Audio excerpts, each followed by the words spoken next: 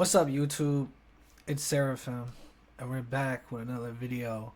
Today we're watching 10 creepy stories shared on the Joe Rogan podcast. I'm not really a big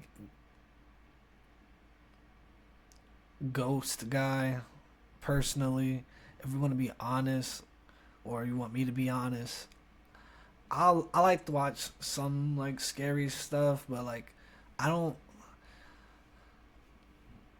Ghosts, it's not one of my things. It's something about ghosts that kind of makes me, I'm not going to say paranoid, but it makes me uneasy a little bit, because I kind of do believe in the supernatural. You feel me? Like like after death there is something that we cannot explain that goes on. After death there's something. I don't know what it is. I'm not prepared for that. So yeah, let's get right into this video. It's gonna be a long video. I might dip out for like 1 second, come back in for 1 second for the bathroom. But besides that, it's just gonna be a long video. So go ahead, grab your snacks, grab your popcorn. If you're watching it in the dark like I am, watch it in the dark. If you don't watch it in the dark, don't watch it in the dark. I don't know. I'm just recommending stuff. Alright, let's get to this video. Creepiest encounters ever shared on Joe Rogan podcast. Episode number 2033. Joe Rogan Experience with Matt Rife. A chilling talk about exploring the Conjuring House and the world's most haunted places. Are you a big ghost guy? I believe it's possible. I'm Are obsessed. You? Are you? So really weird side hobby of mine. I go ghost hunting. I've been like around the world. Wow. Yeah, it's incredible. What have you experienced? Have you ever had like an absolute moment when you're like, oh my God, I'm in the presence of a poltergeist? Not. Still not 1,000%. I've definitely witnessed things that I cannot for the life of me explain, that have creeped me out. The timing has been impeccable. I've seen things move that there's just... That's what I'm talking about right there. That right there, no. We don't play about that. We don't joke about that. We don't do none of that.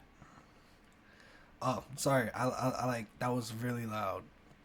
But it's just we don't play when it comes to ghosts. We don't. No. No fucking way that they've moved. I've gotten answers back on EVPs, but for me, it is one of those things I do need to see it. Isn't an EVP like a radio though? No, EVP is just a recorder. It's a recorder. What's that radio thing? I'm sorry then. What is the one where they like listen? There's like, a bunch of different names. My daughter's heavily into this shit. What does she watch? Heavily. Sam and Colby. You had them on, right? Yes. So Great guys. So I met these other guys. There's another channel called the Overnight Channel who are equally as popular as Sam and Colby, and they actually used to work together. Then I believe they split off into each do their own thing. But that's who I started going with. So I'm very familiar with those guys. So these kids, the Sam and Colby guys just went into the Conjuring House. I was just there, maybe a month and a half ago. You went into the Conjuring House by too? myself, Joe. Okay. Do you believe that there's something going on in that house? The Conjuring movies are fucking great. It's my favorite franchise. They're fun. And there's so many of them. They really did it right. Like, if you want to be smart, they branched off with The Nun. They branched off with Annabelle. And I love the way they tie in the story for each one to make it all one chronological story. It's genius. Yeah. I will say I wasn't as scared as I've been in a lot of places we've been. There is some kind of solace to the house. But you get to know the history of it, and it does make sense that there would be something here. I mean, it's on some ley lines of water underground. There was wars fought there. There's apparently bodies buried on the property, in the walls of the property structures and stuff. There's a lot of history that goes into it that just makes for like kind of the perfect storm for some creepy shit. But I didn't witness anything that was that insane. Some items moved. Some cars rolled off of the children's dressers a couple of times on cue. And that's the one thing I do pride ourselves in these videos is so often we get absolutely nothing because we don't fake anything. So you only get to see the highlights. Like there's so many times we'll go to a place that is so notoriously haunted and we'll be there for 10 hours and get absolutely nothing. And it sucks. But that makes when something does happen that much more valuable. It's so much more impressive. What do you think? So do you think a ghost is like the soul of a person that's left behind? Or do you think the ghost is almost like space and time because of a horrible incident? Space and time? That was Joe Rogan hit it right where hit the nail on the head. On his head. I kid you not. Space and time, that might be an actual thing. When I talk about like after death, there's a plane that we cannot see, or there's something that we cannot see that just shit goes down. Like, have you ever? Here's a good example. Have you ever went to sleep, and when you're laying down right on your back, you hear like a moan noise, like when you're asleep, it's like, oh, and it's like weird. So I experienced this one more than once. Ever since I was a little kid, I always heard like something like that. I was like, yo, what is that? What is that? I'm trying to sleep, and it wakes me up dead of my sleep just because it was it's like there's something that we cannot see. Like I'm telling you, it's crazy. It's really crazy out here in this world. This world. Contain a memory. And like that memory is almost like it like shows up in current time sometimes. There's a guy named Rupert Sheldrake. I forget what his field of study is, but he had this theory about things, and he believes that objects contain memories. Can memories really cling to walls and furniture? Imagine every object around you quietly remembering. Oh, interesting. He's not the only one that has inanimate this. Objects? Yeah, that things contain memories. And this is one of the reasons why like people kind of universally support this idea that if someone was murdered in a house, you must inform the people that are about to buy it. You have to tell them, hey, somebody got murdered in this house. Like maybe you don't want to buy this house. Now maybe you should think about it. Does the potential owner have to ask that information? It's a good question. I'd want to know. Yeah, I think it's a good question. I think they should have to inform you because there's something about someone being murdered in a spot that freaks us out. And this is my question. How you knew the conjured house was haunted, right? So you go there with this feeling and this expectation. That's what I always wonder about these things. Like how much of this isn't just imagining things. This is like the mind itself seems to have some unmeasured effect on the world. Yeah. I think the way you think has an unmeasured effect in terms of like this. There's energy that you put out. There's connections you make with people. They're very, very unmeasured. And you can manifest your own perception of things for sure. Yeah. So what my concern is like if you go into a place with a pre-existing knowledge of ghosts, like you think ghosts are here, you think ghosts are real, you have this thought in your mind that you maybe experience a ghost in this place that's haunted. You're at this elevated level of anticipation. You're probably really nervous and kind of freaked out, and your imagination starts firing up. And I'm not even saying that these people are lying or that they're seeing things that aren't there. I'm saying maybe you make things show up. Maybe you see memories. Maybe you experience some horrible energy that existed in this spot 50 years ago, 100 years ago, that there's like ways you can tune into that. I could see that being possible, but to me, that's what's so exciting about it is like you go hoping for those solidified answers. You're going hoping to witness something that you couldn't have possibly made up. But you know why I think that, too? Is like you never see them in the daytime. Ghosts don't exist on the street. Sometimes. Why do ghosts fear daylight? Or is it us, only brave enough to meet them in the dark? Yeah, but not outside. They're never outside. That's a very good point. That's my point, is like you're always trapped. So you're always in this like weird space. Like if you had a wolf in your house, you'd be freaked out. You'd want to get outside. Yeah. Right? You don't want a wolf in the it's a fucking wolf in the house. Yeah. Anytime you're in a contained area, your brain has this heightened sense of like being trapped and awareness and, Yeah. and how to escape. I mean, every horror movie's the same. When you got to get to the door, right? Everybody's trying to fumble with the keys and the monster's chasing them and they Yeah. get it just in time, right? That is a reoccurring theme in the human mind. If you're trapped in a fucking house with a killer or a ghost or a wolf, it's scary. You know where that makes the most sense? We did the USS Hornet up in the Bay Area. Yeah. And we had the whole ship to ourselves, which I was so excited about because I love military stuff. I love history. I was so excited to go there and just witness it. And they sent me by myself on basically a game of hide and seek where I had to go find them in the ship somewhere after I had to count to 100 by myself. It was the most terrifying place I've ever been because if you've never been in like the bowel of a ship, it's so unfamiliar. Like doorways don't look the same. You have to step over them and everything. There's so many pipes and everything sticking out. It's such an unfamiliar environment, especially in the dark. It's terrifying. You think I can't possibly run away from something in here. There's too many obstacles. You don't know if that's a wall or a pipe or something peeking around to like look at you. It's fucking terrifying because of exactly that. You feel so trapped. Episode number 1922, Sam and Colby recount their first chilling paranormal encounter aboard the haunted Queen Mary. So tell me about the Queen Mary. That's the beginning for you guys. That's the number one origin. And you went there to do what? So what was really interesting is we did a lot of the abandoned stuff, but every once in a while we would do like a haunted thing because those creepy stories and, the lore of everything is really interesting, whether or not you believe it. I never heard anything about the Queen Mary. This is going to be like a little bit brief, but there's I believe a Ben Hospital in Pennsylvania. By the way, I'm from Philadelphia, and Philadelphia, Pennsylvania. That's where I'm from. That's where I grew up practically. Yeah, there's a lot of stuff that I've seen here, like haunted hospitals, abandoned mansions. There's actually one in Pennsylvania. Excuse me. There's a lot of shit that I've seen, but I don't hear that much about ghost stories at all.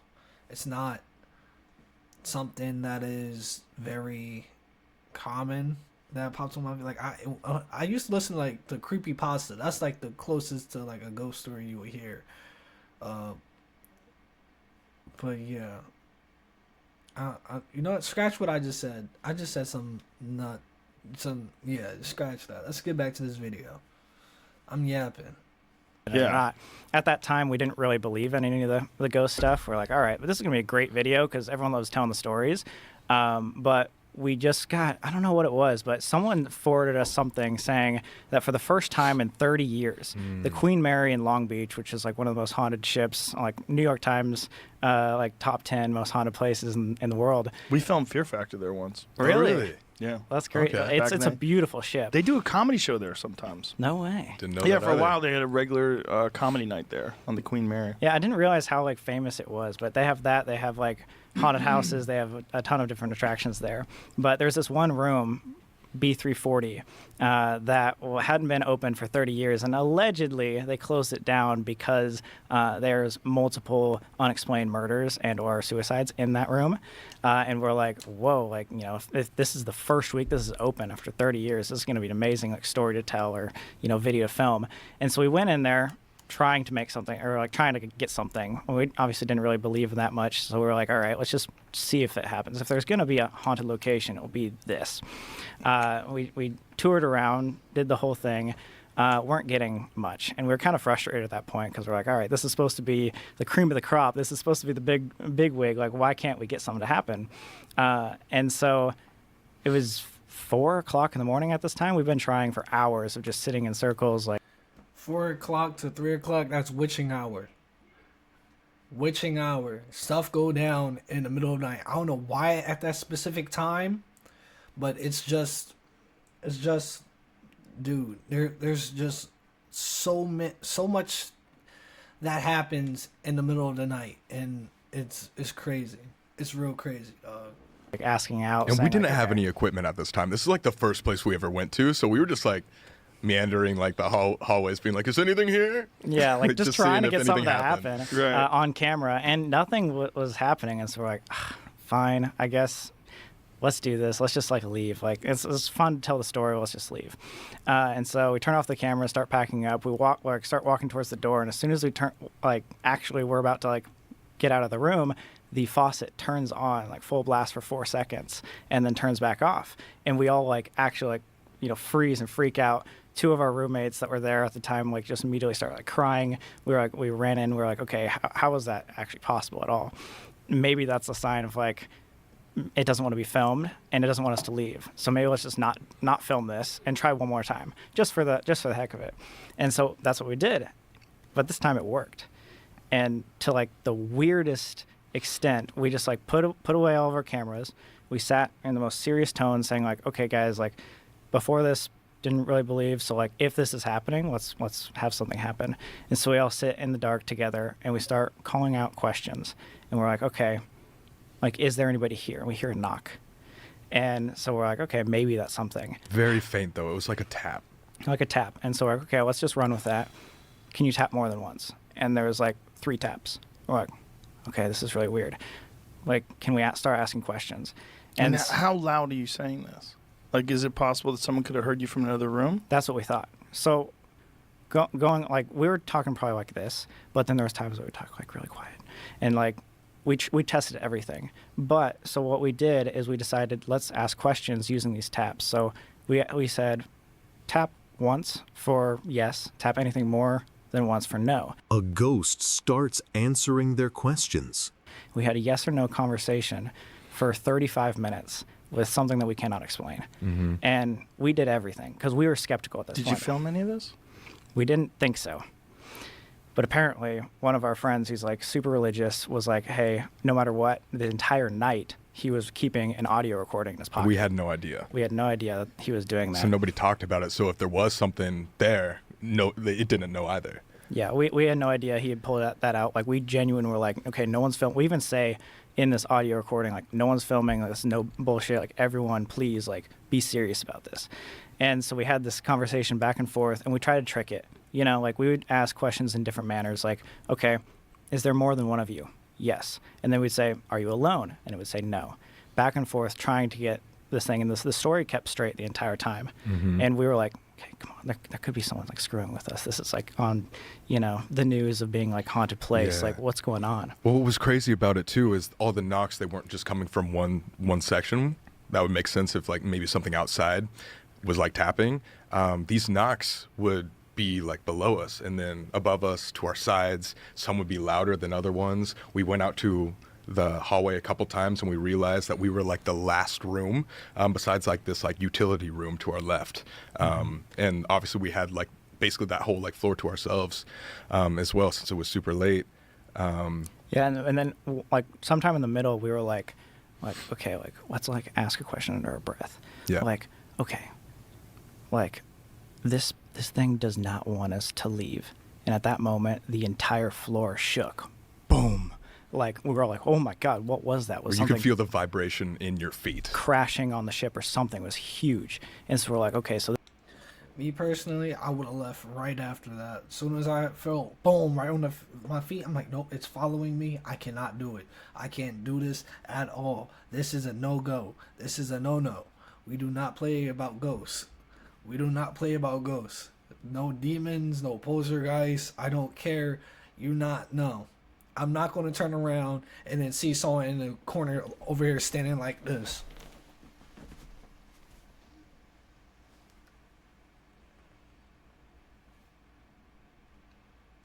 No. We don't do that. We. Hello, little. No. Little man. No.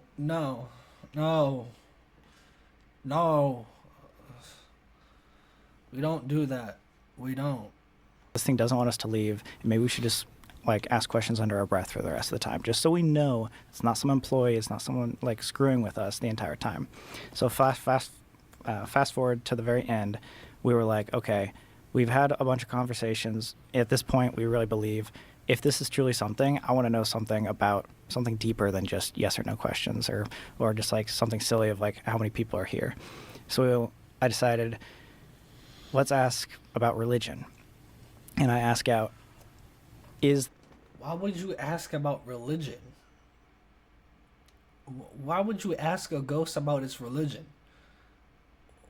Wouldn't a ghost like I don't I can't explain what I want to say because it just doesn't make sense to me. Like, you would ask a ghost about its religion. What if it was Catholic? Then it'll be like a nun. A nun. Wow, now you got a nun on your side. Not on your side. Hold on. But you got like practically you got the poltergeist on you. Like it's you know, we all seen The Conjuring with the nun. Yeah, no. there a heaven? And it knocks 3 times, meaning no. The answer no sent chills down everyone's spine. And at that point, our 2 religious friends that were there like immediately jumped up and said, "We have to leave right now." And we had no idea We're like, why. What's going on? Like, I'll tell you in the car. Like, just don't look back. Let's go. Let's leave. And so we walked out. We left. We got all the way to the car without anyone saying anything. And as soon as we got in the car, we're like, "What's going on? Like, why do we have to leave?" He's like, "Well, in the Christian religion, anything like demonic or evil is supposed to, like, basically disprove that there is a heaven in order, you know." And so what they were saying is, like, we don't think this is some like spirit or something paranormal there. We think it was something that was. The game's afoot, dearies. May the best player win. The Traders is the ultimate challenge. I only know how to win, and I'm gonna have fun doing it. Work real hard, crack us to ski. Look at the beef in that gravy. This hearty meal is a real big deal. Dinty Moore is the beer of meals. A friend recommended Roadrunner Sports. A fit expert guided me through the perfect fit zone. The 3D foot. Here's what's different about GCU. It's one of the country's biggest universities with over 300. Trying to lead you away from heaven or Christianity. Demonic territory type thing. But that also just depends on what you believe in. Obviously, like, our roommates were very, very Christian, very religious. And so when they heard the knocks saying no, they thought it was just kind of like a sign from like a demon to like steer us away from God, saying like this does not exist. And so they without question ran before we could even, like, we kind of were wanting to stay there to ask more things. It was really interesting because so this is your first experience with anything paranormal. Well, first very believable one. There has been plenty of times where we hear things or, like, you know, things are scary in like the abandoned places, but they're also decrepit old places that creak and stuff. Yeah, old dark places make you freak out. Exactly. Sure. This is the first conversation, we should say, that we've had. So up until that point, did you believe in ghosts before? And like, what is the feeling like when you have to sort of process the end of that day? So that was a monumental change in not only like our career, but also like our at least my like thought process in life. Because yes, I had the idea that maybe something else is out there. Like, I had grown up a Christian, but at that time we had gone to so many scary places. We tackled a bunch of like life questions, philosophical questions throughout our time together, and we're like, okay, like after asking about it, like for me, I was like losing like faith in something else. I was like, okay, maybe we're just the only things out here. And after that moment, I had like a full on like breakdown the next day. Like I was like, everything that I had thought was not real now becomes real. And I had like pretty much lost any sort of like faith at that point. But there was even a video of me online, like sitting on my bedroom floor, like crying to camera, saying like, I truly didn't believe. And now this instance opens up this whole world. Like, maybe I don't immediately believe 100%. But the question of if there's something else out there is now back in my brain. One night changed his entire belief system. And I want to chase that. And so after the whole arrest and going to the haunted stuff, that was like, it wasn't necessarily we were like 1,000% believers the second we like had this experience, but it was so intriguing because it was one of those things that we couldn't explain. We told this story so many times, and the audio of this actually happening, the knocks, is online. So many people don't believe it because they weren't there. And we wouldn't believe it if we weren't there. And so we understand that people don't believe us when we talk about these things. Yeah. However, just the idea that it could be real and the idea that it could happen again is what's so intriguing and is why we got into it. We're like, okay, if we can just keep doing this and keep getting more and more proof, like that feeling of hope of like, okay, there is something else out there. And it is not just, okay, we're just going to live and die here on the planet. Yeah. It's so special. No matter what you believe in, no matter what religion you have, it's like we realized that experience for us, it taught us that there is something else. It's more spiritual than anything. And we wanted to spread that message as well to as many people as possible. Again, no matter what they believed in. But your roommates thought it was demonic. They took like the Christian route. And that's, again, that's up to whoever is viewing this or experiencing it themselves. But yeah, they took it very religiously. How did you feel? Did you feel like it was a demon, or did you feel like it was a ghost or dead people? What did you think it was? I don't know. At the time, I definitely thought it was like a demon because these two guys are like yelling at me, saying like, dude, this is 100% without a shadow of a doubt like a demon. And I'm like, well, I don't know exactly what I believe in. Like, this is already like rattling my brain right now. But it was scary. And what was scarier is trying to go back into it and repeating the process. Because, like, we didn't know what we were messing with. If it was a demon, like, hell, maybe if it is all real, are we just screwing ourselves over by, like, going in all these places? Are you inviting that thing into your life? Right. How many times did you guys go to the Queen Mary? 3, 4 times? Yeah, 3 or 4 times. So you went back after that? We did. Yeah. Did you leave the roommates at home? At that point, yeah. We did. Like, our final stint, which was actually last year, we hadn't gone back in 3 years, but we wanted to, like, the Queen Mary actually shut down, which was sad. Oh, really? When was that? Last year. They lost, like, funding and whatever.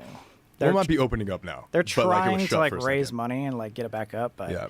So we thought this was the last time we'd ever see the ship, so we're like, let's go say goodbye to the thing that literally started this whole adventure for us. And so Colby and I went back alone Same to room? B340. Same room, alone, like Do they repeating. rent that room out to anybody? They do now. But for 30 years they didn't. For the 30 years. We were like the first people to get to it. That's so after crazy. 30 years. But again, that's all alleged as well. Like, who knows if it's like a marketing ploy? And again, we were so skeptical that like Sam and I, when those knocks first started to happen, like we were like looking under things. We were like, this room has to be bugged. See if you can find anything about that room. So find anything about the Queen Mary Outside of what they have, okay. room 340. Yeah, it's B340. B340. So they told you that there was multiple murders that took place in that room? Yeah, if you Imagine pull that up a you guys picture, were just like an hour away from killing your roommates. Oh my God. Literally. Yeah, like if we kept going at it, like kept asking questions. What? So, me personally, I would never be in a spot. You would never catch me in a spot where there's a legend or lore of any type of ghost or poltergeist. You will never see me there. It's just me. It's just me. Like, as soon as I hear, yeah, this place is talking about ghosts, you see me like, yep, I'm out the door. Yep, I'm out the door. You're not. No. I do it with a smile too on my face. No. Alright, let's get back to this video. he just turns on us. Says goodbye. It just starts talking to you. what the room looks This like. is That's the what room? Yeah, oh yeah. God, it gives me chills. What does it say on the wall? So Is you that can scripture? Well, they have What does it literally say? experiences of each like different family. Yeah, there's a ton of. Oh my God! So it's like openly haunted. Yeah. Yeah. So anytime someone has like a crazy experience that they deem notable, they'll write it on the wall. There's our there's our thumbnail right thumbnail right there. It's the Bloody Mary wall. Yeah, and they have instructions to do Bloody. It's definitely cheesy a little bit. Like they have the Bloody Mary Bloody challenge on it. Mary. What does that mean? So Bloody Mary is like this challenge that a lot of people used to do like as like children or whatever. You like go in front of a mirror, turn the light off, have one candle, spin around 3 times while saying Bloody Mary, Bloody Mary, Bloody Mary. Oh, so it's Candyman. Exactly. Pretty Candyman. much, Yeah. So it's the evolution of Candyman. And so that's like gimmicky, obviously. But there's That's a the lot of faucet. stories all over the. That's the one that turned on, yeah. And so I heard I actually used to do this. I didn't do it personally, but like I had like cousins that did that challenge, and it was like it's like you're summoning a witch. That's the whole gimmick. You're summoning a witch to take vengeance upon whatever. Like it's some weird stuff. Like I said, you'll never catch me with a smile on my face. I'm gonna be out there. I'm gonna be jogging out that door like, Hey, like I'm just saying. Well, this room, is there any documentation that people actually died in that room? Yeah, I was gonna say I'm curious because like when we went there again, like we were very different than where we're at now. Like we didn't do like super extensive research. What we did is we like would, we'd take the article that it says it is, but obviously we're not going back and fact checking that, and then we'd go and talk to the employees. And so most of our stories were all like firsthand encounters with the employees that were there, or things that they would tell us rather than And the employees seem to believe it. Yeah, every employee like we've met pretty much at all these haunted places are true believers. Those are the ones that said like they could see stuff following us. So yeah, people that work there like are super into like the paranormal and stuff. That's what's fucked, right? Because there's only a handful of those people that are there day in, day out. Right, right. Like, and you can dismiss that. Or it's like, or it might be real. Right. That's the thing. It's just the thing that gnaws at me. It's like it's so easy to dismiss ghosts. Oh, ghosts are bullshit. But the problem is there's so many people that say they've seen it over so many years, literally hundreds and hundreds of years. It makes you wonder, because if there are multiple dimensions, and if life is, if you are a physical body that's carrying around a soul, like where does that thing go? Yeah, if energy doesn't die, where does it all and go? what happens if something horrible takes place? Like there's some crazy traumatic moment, gunshots and stab wounds, and like where does that soul go? Is it possible that things get trapped in between worlds, and that these people that work in these places, or you guys, experience them? Exactly. Episode 1976. When a strange being was captured in Brazil, the military sealed the town. Decades later, the truth behind Brazil's Roswell remains hidden. So we're following and pleading with him all the way out there. Please, just tell us, please. I swear on my life this happened. He gets in the car, doors open. He looks up, and the only reason why I'm telling you this because he died. He looks up at Marco and I, and he goes, "It happened." Closed the door, and off he went. Now, the reason why I share that is because that's not something that I can put any weight on for the documentary for people like you, right? But as a personal message for me, knowing that level of validation on the inside, it kept us going. It was like, okay, why on earth would he have done that? Why on earth would he say? And that kept Marco and I going, and that was a personal level of validation. That is there any conventional explanation why the military shut everything down? Why they had military barricades set up around that area?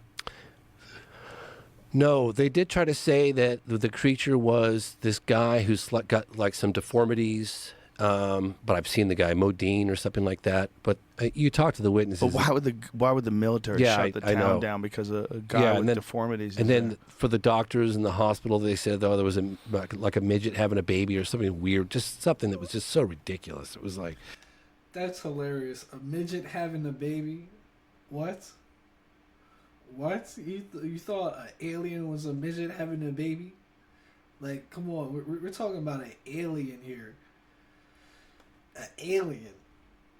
It could have just had a fat belly and was short. Like, I don't know. Like, jeez, man, jeez.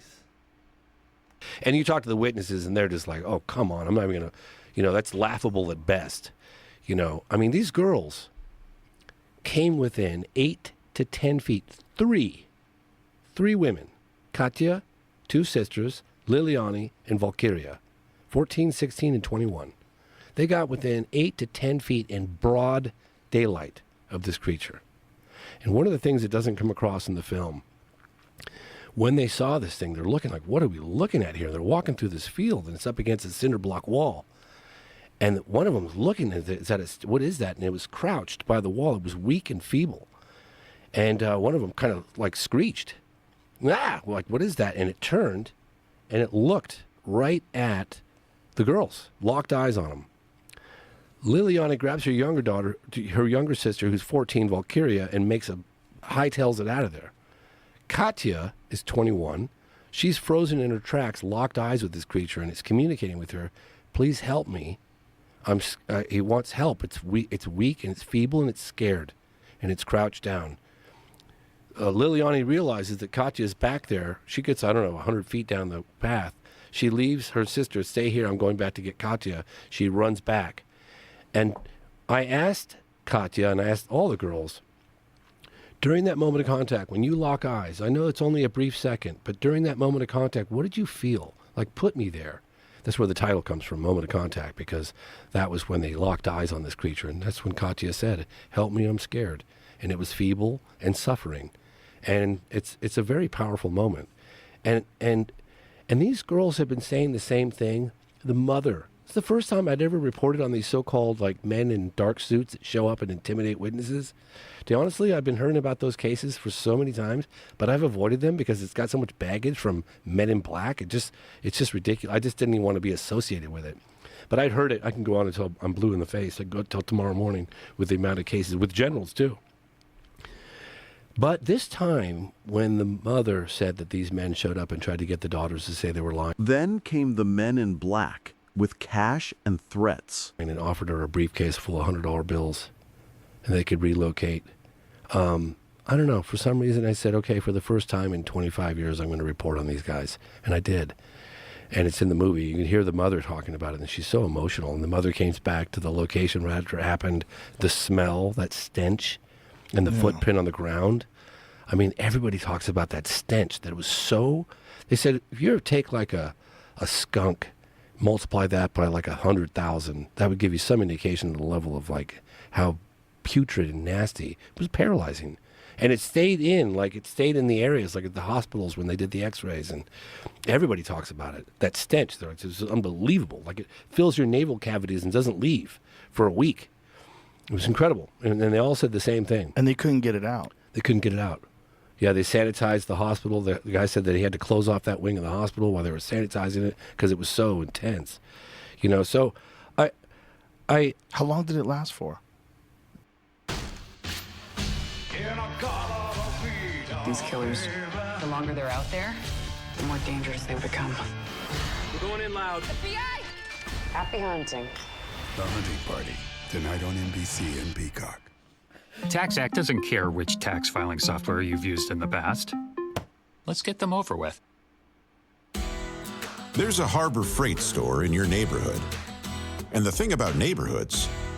I was born with wings, but psoriasis swooped in to clip them. Now... I heard days and weeks is what I heard from people. And even the mother said when she went to where the creature was, she said that the stench, even there, after the creature was gone, got in her nasal cavities, and she tried to flush it out with water and saline or whatever, and she just couldn't get it out of her nasal cavities. Really crazy. But they all did. I mean, everybody talked about that stench, you know?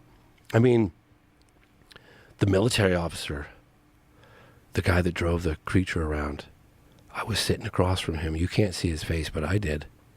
And I'm looking this guy in the eyes. I'm thinking, I could be looking at a guy that drove a fucking alien around. He might have spoken to the man who drove an alien. You have no idea, dude. You have no idea. How did he describe it? So fucking intense. When I came back from that trip, people were like, how was your trip to Brazil? What was it like, man? They got great, smoothies and coffee. And I'm just like, you guys have no idea. I think an alien spaceship crashed, and they recover live aliens, and we made contact, and the Americans came in. That's what I'm thinking about. So I told a couple people. On the last trip I came back, I was just like, I was so rocked. I couldn't reintegrate back into culture. I was just like. I'm not going to sit here and say he's lying or anything like that, but I used to believe aliens exist because, like, come on, in this whole solar system that we live in, us as a human race, you telling me there's nothing else that exists out there? Are you telling me that we're the only species that can walk, talk, and think properly in this whole solar system? Come on, there has to be something. Like, I'm not going to say he's lying, but how would an alien know our language unless they were watching us? Come on. Let's put two to two together. I'm not saying he's lying, but I'm just saying, like, if an alien was here, the communication barrier between us and the alien would be very difficult. It would be very difficult. Like, you gotta put two and two together. I'm like, he might have saw someone. Actually, no, he didn't even say he saw an alien. He's not thinking about like what he's saying. He didn't see no alien. A woman and two kids saw an alien, and the guy drove around with the alien. Like, I don't know. Like, I can't. Man, I just can't. But we're definitely not the only ones in the solar system.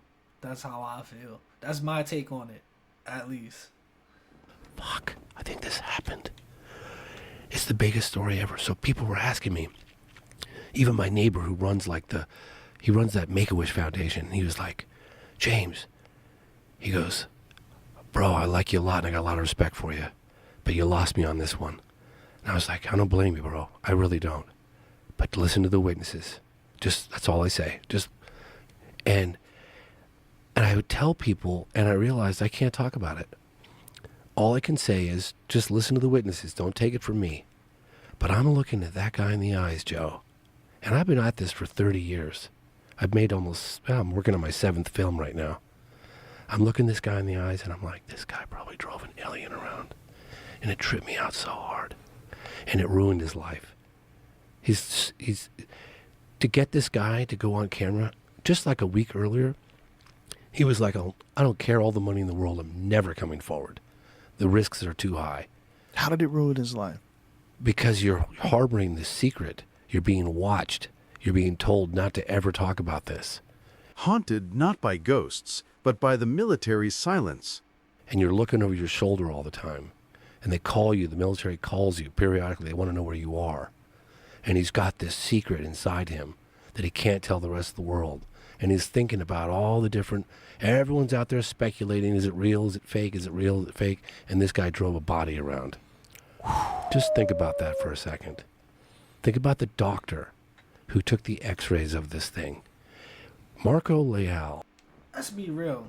If an alien crashed on this planet, why would they hide that information? If it knows our language, right, and it speaks English or whatever language there is, don't you think their race or where it's coming from is watching us? I mean, like, would you really want to hide that from the public? Let's say they were, like, coming in peace, because I'm not going to say anything about, like, it coming in war. That's some next level, what's Cloverfield type of, it's some wild junk. Like, it's just some wild. I don't think the government will hide this information from us. Like, yeah, we're not the only ones in this solar system. Yeah, someone just came to visit to Earth, and they landed. Blah blah blah blah blah blah. Like, I feel like people would be scared because it's something that's not known and it's unknown. Like, it's just a question mark for everyone to process. Like, what is this? Like, are you serious? Are you telling me there's an alien on Earth right now that you just interrogated? Like, I don't even feel like it would be an interrogation, more of like a conversation. Like, you spoke to an alien and they spoke our language. Oh my God, I'm scared. I'm pissing. Like, come on. Thank you, Marco. You're the man. Marco Leal found him 8 years ago. And he was like, he confirmed the story. He was still working at Regional Hospital. He goes, I'll never come forward. Marco kept going every year back and forth. Then he retired. And 4 years after he retired, he agreed to meet with us. He wasn't even sure he was going to go on. And I said, look, man, we'll film you from the back. We'll disguise your voice. Showed us photographs of him at the hospital. We know we've been trying to get at him. Excuse me. At the end of the interview, he said, thank you. I feel so much better. I've been shouldering that burden for 26 years, and I've so desperately wanted to tell somebody, to share that story with the rest of the world. And you meet these people, and you think, why on earth they didn't come to us? They're not trying to sell their story. We tracked them down and begged and pleaded with them to come forward. When I found Marta, the sister of the deceased military officer, Marco Chirizi, we were knocking on doors. I remember the sound guy from Rio de Janeiro. He was like, you're out of your mind, dude. What are you doing? You can't just knock on random doors. I was like, man, if there's a will, there's a way. I'm going to find this lady. And we found her. And it was like this kind of sketchy area. You know, it's like when you get out of your car and you could see like people drawing the curtains back and looking at you, and you're standing out like, dude, I stood out like a sore thumb, man. And then we walked up. I had Marco with me, thank God, and we had camera crews and stuff. It's kind of sketchy. And Marta appears, and her husband appears in this he's a big guy, and he's got like a white beater shirt on, and he looks like he wants to rip my fucking head off. And I'm like, and she's looking at me, and he's just looking at her going, Marta's looking at her husband, and her husband's looking at Marta like, give me the signal, I'll kill this guy. That's the fucking... And I was looking at Marco, and I was like, James, you need to think quick on your feet right now. And I said immediately, please translate this. I'm here to give your brother justice. I'm here to get the story out. Please, talk to me. And we developed a relationship with her slowly over that. And those were the first words that we exchanged. And we eventually got her to come forward, and we talked. She'd gone forward in the past, but she doesn't know who the hell I am. I want to take you back to the doctor. Okay. When you talked to the doctor, what did he describe? He said that it was a normal day, January 1996. It was a regional hospital. He said every day, and all of a sudden, all these military trucks and police cars showed up at the hospital. They come in armed, and they got a bag. They got a thing in a black body bag. And he was like, what the hell's going on here? They're all, you're going to be taking some x-rays. And he's like, okay. And they had him inside, and they had armed guards. And I was asking him, like, what was it like? Armed guards, sealed halls, the alien under X-ray. When I interview witnesses, I always ask them to project. Sometimes I'll even close my eyes because I'll use their words to recreate. So I'm like living it through them. You know what I mean? Mm-hmm. So I'll close my eyes, and I'll recreate the scenes in my head with their words, right? It's harder in Portuguese because I'm having to get it translated. But I ask questions like, what was the atmosphere like? Was there any talking? No talking. Super tense atmosphere. Very tense. Armed guards on the outside, armed guards on the inside, military trucks running. Nobody comes, nobody goes. And he said, first time in the history of my career, I took the x-rays and I couldn't even verify that they were good because they took them immediately. And then they said this event never happened. He said the stench in the hotel, in the hospital was overwhelming. And he goes through the different x-rays that he took, the abdomen, the head, the arms, the legs, the thorax, and it was incredible. In fact, Uberajada Rodriguez, if you're listening to this, he's one of the leading researchers, has gone quiet. Peccaccini disappeared for 20 years. Did he get to see images himself? Did he get to see the body himself? Oh, he was right. Well, they didn't open the body bag, but he said the stench was just overwhelming. So they x-rayed it through the body bag? They x-rayed it through the body bag. So he never got to see... He did not see the alien. And he didn't get to see the x-ray images or anything? Nope. They wouldn't let him see a damn thing. Nope. Now, there were two doctors. There was a guy named Roger Lear. Roger Lear found out, these are people that I really want to meet. I mean, people are coming forward in droves right now. We just got two forensic pathologists for the first time ever working together to come forward to make statements, and they're providing documentation of the autopsy reports done on the deceased military officer. That's the first time ever these guys are coming forward. It's happening right now. Let's explain what happened to people who haven't watched the documentary to the deceased military officer. Yeah, so right after the three girls came within 8 to 10 feet of this creature or being or entity or ET, whatever you want to call it, about an hour later, it was about 3 o'clock in the afternoon, I would say probably maybe around 5 o'clock, there were two military guys on patrol on the lookout for something unusual, is what they were told. They didn't say a UFO had crashed. They were on the lookout for something highly unusual. And it was Eric Lopes at the wheel and Marco Chirizi, military police. in the passenger seat. A soldier jumped and caught the alien with his bare hands. They were about 1.5 to 2 blocks away from where the girls had seen the creature a couple of hours earlier. And this thing runs across the car in front of them. He had slammed his brakes on, and without a moment's hesitation, Marco Cherise jumps out of the car and grabs the thing with his bare hands. Yeah.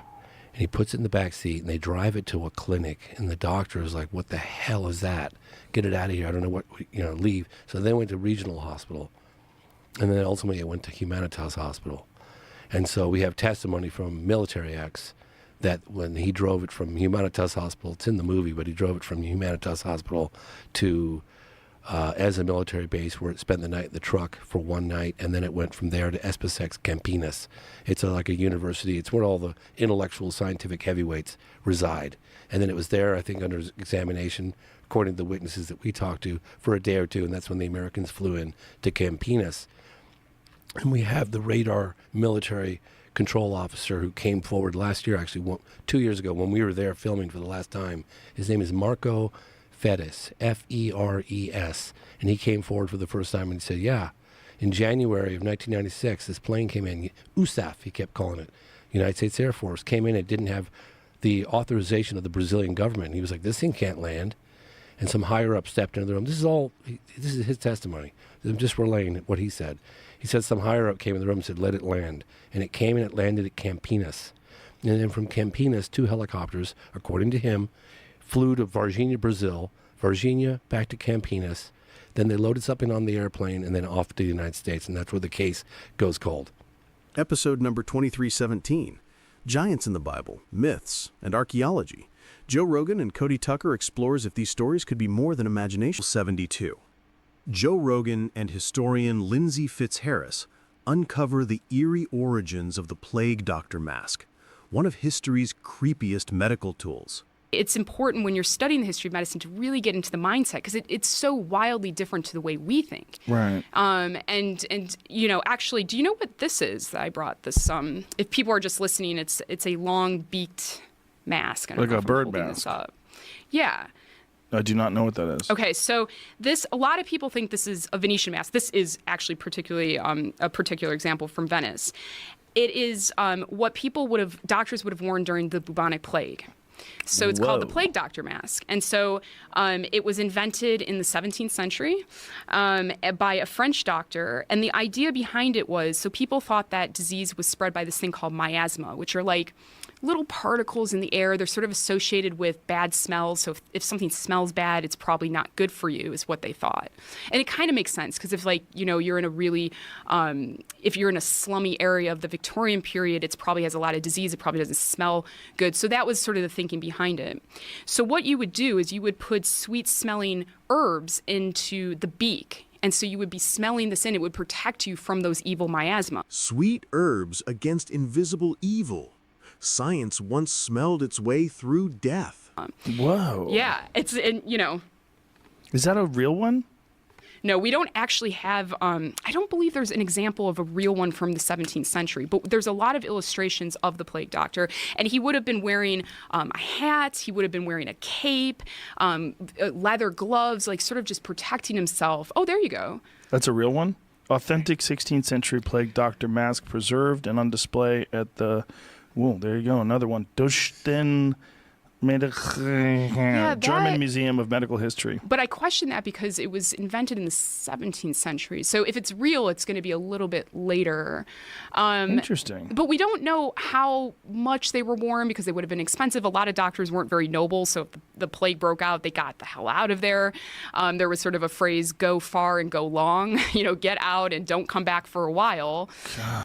New Sylvania LED Ultra Fog Lights reignite the love for your car. Sylvania, light that lasts.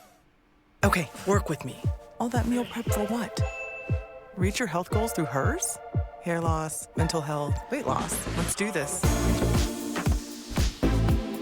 We are so back. Start today at forhers.com. You applied to Grand Canyon University because you want somewhere fun and affordable, where hands-on class.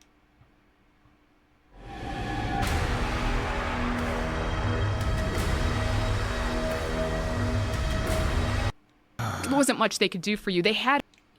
All right, so I'm gonna pause right there. But the plague doctor mask, that is something. That's something way before our time. That, like, I wonder what it was like back in those days. Just trying to help people, you know, while the plague is going on. Like, what did the poor people or the poor areas look like back in the day? Was it filthy? Because they talk about all this miasma, you know, rats, and so, you know, rats were one of the main reasons why the plague was spreading. So I just wonder, like, what is that like? Like what was going on? Like, we couldn't see it because we're in 2026 now. I almost said 2025. That was we're in 2026 now. We got no clue what the bubonic plague was looking like back then, and how crazy it was. Like it the story of it sounds like it was just something that was catastrophic, you know. But hey, all right, let's get back to this video. A stick as well that they would sort of poke the patient with, so they wouldn't have to touch the patient and kind of have them turn over, and they can, you know, yes, you have the plague. There wasn't much they could do for you. We can cure the plague.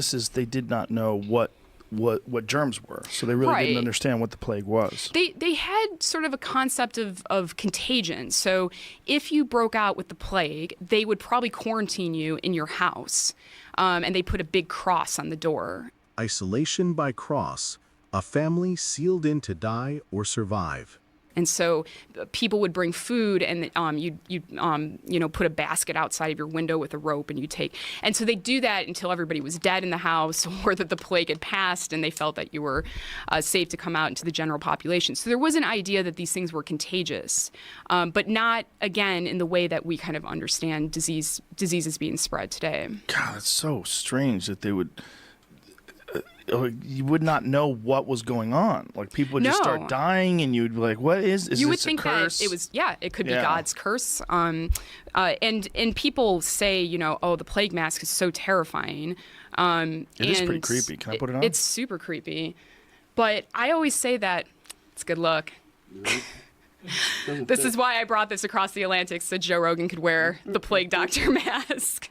Yeah, how many people would know what that is? Like, if you went, you know, if you go to Venice, they say plague doctor mask. Really? It's funny because I was just in Venice recently, and they were saying that, you know, the big carnival that they have every year, it's becoming harder to do because of security reasons. So you have like a huge population of a city wearing masks and covering their identities. Oh. So they have to cut back, which kind of sucks because, you know, that's like the fun of the carnival. So now they're cutting back where you can wear them in public places and things like that. But what a weird world we live in. Yeah, it is unfortunate. Can't even wear a plague mask. Can't wear a plague mask. I'm going to bring it back, though. I'm just going to be walking around in downtown LA with How this. would that attach to your face? Was it like straps or something? Yeah, there would have been straps, or in that other example he was showing, it looked like it was sort of a full-on... Oh, there it goes. From leather beaks to hazmat suits, Death's costume just evolved. I mean, that looks so creepy. It's so creepy, but... Death. Today, we have the modern plague doctor. What do you think that would be? Yeah, the hazmat. Yeah, exactly. And so you think about the hazmat going into hot zones. That would be pretty scary if you didn't know what was going on. And certainly sort of ominous, you know, when you see the hazmat. So it's a weird thing that exists because in a strange kind of way, it probably did protect the plague doctor because he was covering himself up, but it protected him for the wrong reasons. He still didn't understand how disease was spread. Episode number 2013, Lost in the Heart of the Amazon, a guide shares his terrifying encounter with jaguars and uncontacted tribes hidden deep in the jungle. I was very lost and very alone, and I was like on like day 6 or something of being lost. I don't remember. No, it wasn't that long of a solo. But I was lost and I was scared. And I was in a How hammock. did you get lost? Well, as soon as you leave the river, like you could literally walk 15 feet and then be like, I'm just going to come right back. And the jungle will like Blair Witch you. Because it's all green. So you just like think you know what you're doing. Just last week, I wanted to cross from one trail to another trail, and I was like, I'm a guide, I can do this. And I came back out on the same trail like a half hour later, and I was like, yep, that's what I meant to do. Let's go. And like, it happens to JJ all the time. Really? You cannot find your way in the Do jungle. you use a compass? Don't use a compass. Why not? Because actually, apparently, some of the iron content and some of the saps in the trees pulls the needle. It doesn't work really well. Even the trees are trying to trick you.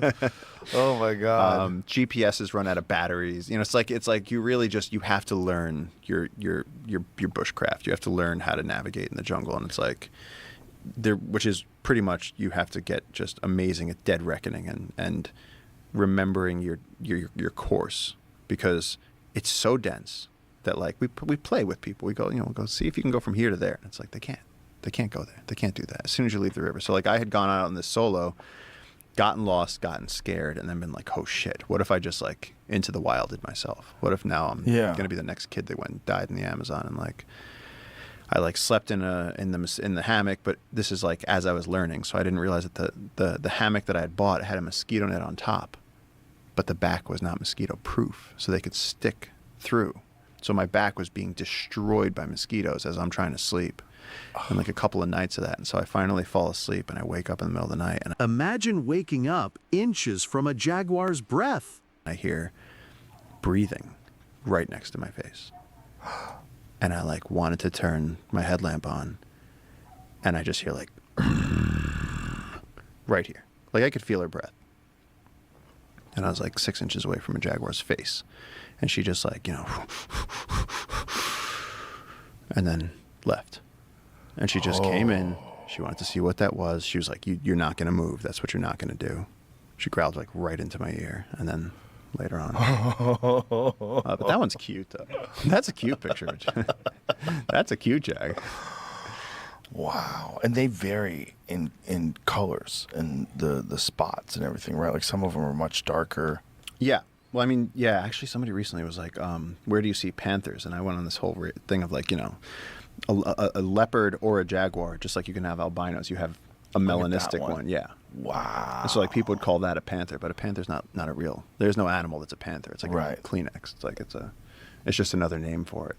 That is so beautiful. But a black Look jag. at that thing. Yeah. Oh my God, that's beautiful. Yeah, in South India they have the black leopards. What an amazing looking animal. Look at the muscles. Yeah, it's an amazing killing machine. And so humans don't get taken out by them? I can only really speak for our region of the Amazon, but I haven't even heard a story about it. Really? Like no one. Our jags are we have like record numbers of jags. Like I think they're listed as near threatened, and we have like some of the strongest remaining jaguar populations in the world. It's incredible. And like you barely see them. We barely see them. The last one I saw was 2 years ago. And some people like go their whole lives without seeing them. Really? Yeah. Well, because people walk off into the jungle and they don't realize. People, it's so funny living in the wild and seeing people show up there. And it's like people come and they're like, they smell like shampoo and cologne and bug spray and deodorant. And they're just like, if to an animal that has such better senses than we do, they might as well just have like sirens on them. And like you are this shiny, glittering foghorn of attention in the jungle, and like every animal is going to run away from you. And so people are always like, how come you go out and you see so much stuff? And it's like, I only shower in the river. I live out in the jungle. I smell like they do. Like I'm out there for weeks, and it's like I'm not going and like shampooing my hair. It's like, and so like to these animals, like they know when you're coming. Like a jag's just going to be like, oh, there's a human there. Do you wash with soap when you wash in the river? I do use a biodegradable soap. You have to keep your skin clean or else you just get infections. But like for the most part, like my clothing, everything, like I don't use anything that's scented because of that, because I want to be out there and just blend in. And that's whether I'm out in the field with elephants or whether you're out in in Africa or India or whether you're in the Amazon. I want to be sort of like included. I want to blend in. And so like not that long ago, I was checking a camera trap and I thought it was we had students at our research station at the time, and I heard like the leaves going like and it was like September, so the jungle was dry. And I turned around and I was going to scare this person because I was going to be like, who walks that loud in the jungle? Like, you have no respect. He blends into the jungle until death walks right past him. looked, and I turned around with my finger up, and this jag walked right by me on the trail and just went, "What's up?" And just kept walking, and I was like, finger up, and I was like, okay. Oh Lord.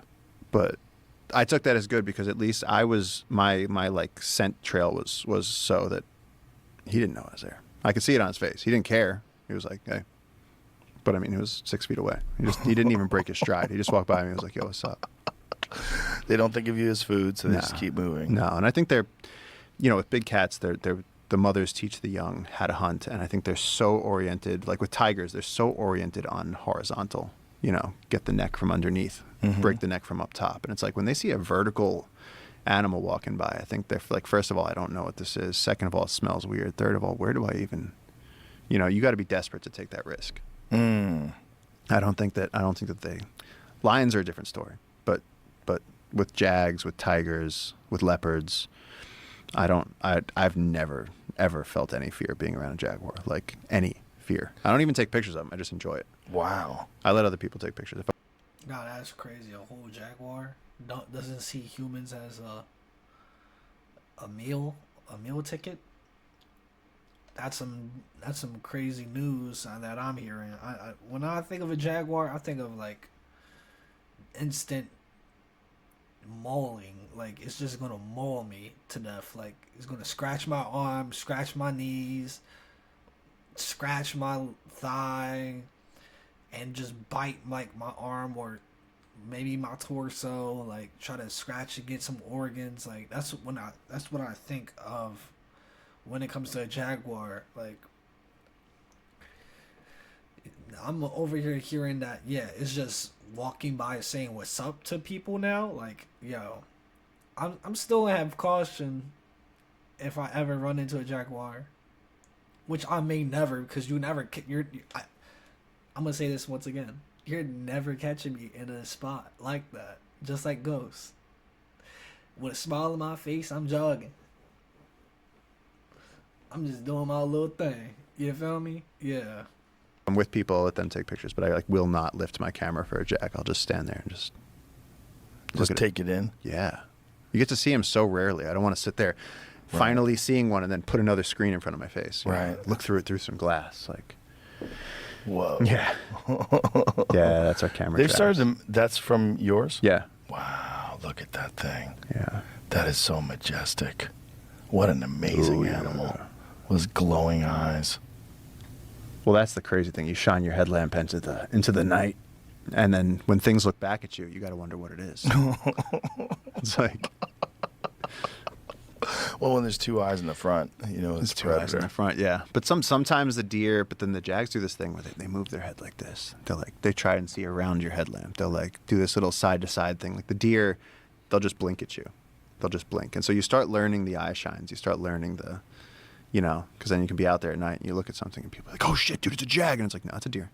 When the jungle itself starts calling, you'd better run. When you were saying that the uncontacted tribe were speaking in monkey calls, what are they doing? So JJ's dad used to tell us, he said, if you're ever out in the forest and something doesn't sound right, he was like, get out of there. And he was like, because they will use the tinamou calls. Like the undulated tinamou is like, but like we know what that sounds like, but we also know what it doesn't sound like. And so like every now and then you'll hear one that's, different. And like we all get freaked out because we're like, that's how we do it. That's how JJ taught me to do it. Like if there was a bunch of tourists right there and JJ wanted me to come over and like chill with him and we wanted to go hang, he would just do that and get my attention. And like I know that it's not a tinamou, I know it's JJ. And so it's like they've taken that to a whole nother level where they can communicate. And so there was a group of guys who was upriver, and they got surrounded. They heard monkey calls coming from different directions, and they realized that they were completely surrounded. And they, like at least one of the guys who was telling it to me, he got in the water and like crawled like a turtle, and like escaped. And then the tribe showed up, and then there was this whole showdown where they actually shot one of the community members, and then one of the guys who knows some of their language was saying that it looked like they were mad with the guy that shot the guy. They were mad with him. Like they were like, why did you do that? Now there's going to be retaliation. Like, why did you shoot him? And like there was like a whole discussion happening while these people were like huddled in the stream waiting to see if they got killed too. So it's like, I don't really, like, so when you get these loggers going in there, it's like, yo, we'll pay you to protect the rainforest, and like, you don't have to do this. You don't have to be going into these areas that are that dangerous. So at this point now, though, through all of this, though, we've established jungle keepers. We have 50,000 acres. We're trying to do 300,000 acres, and if we can do that, will basically be helping to establish one of the largest protected areas in the Amazon rainforest, which will encompass these uncontacted people, and they can stay uncontacted and they can stay safe and do whatever they want to do in the jungle, guarding the secret pyramids and the giant ground sloths or whatever the hell it is that they do. But we're close. Now, how many uncontacted tribes are they aware of? I think there's like over 100 different groups across the Amazon. There's also varying degrees of, and the other thing is the conversation so often gets turned to like, let's run that back.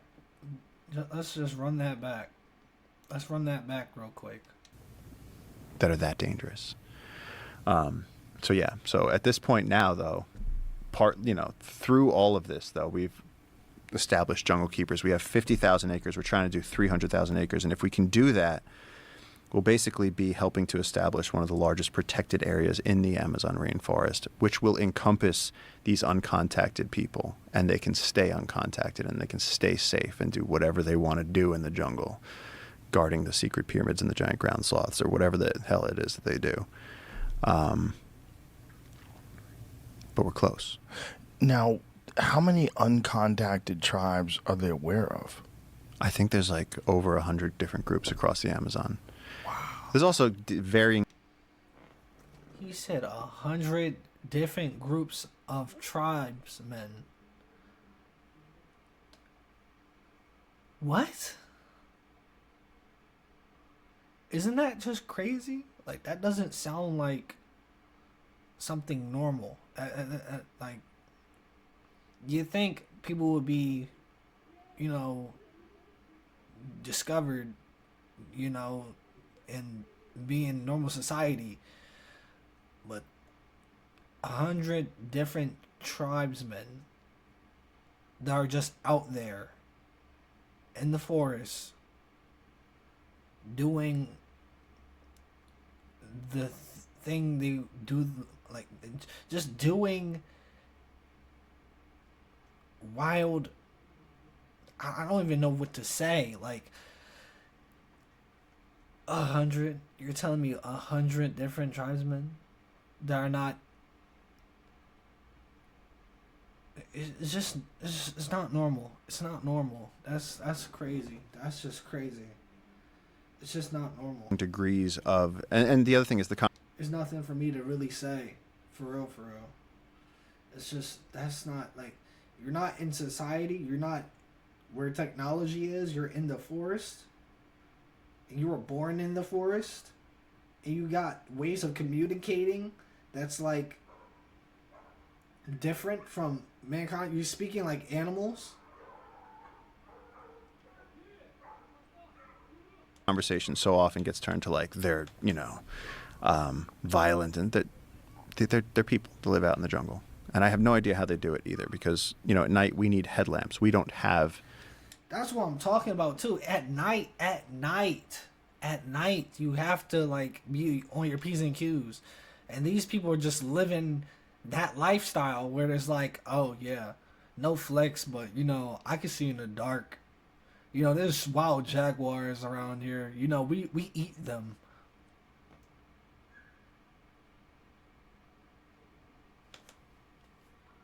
You say eat?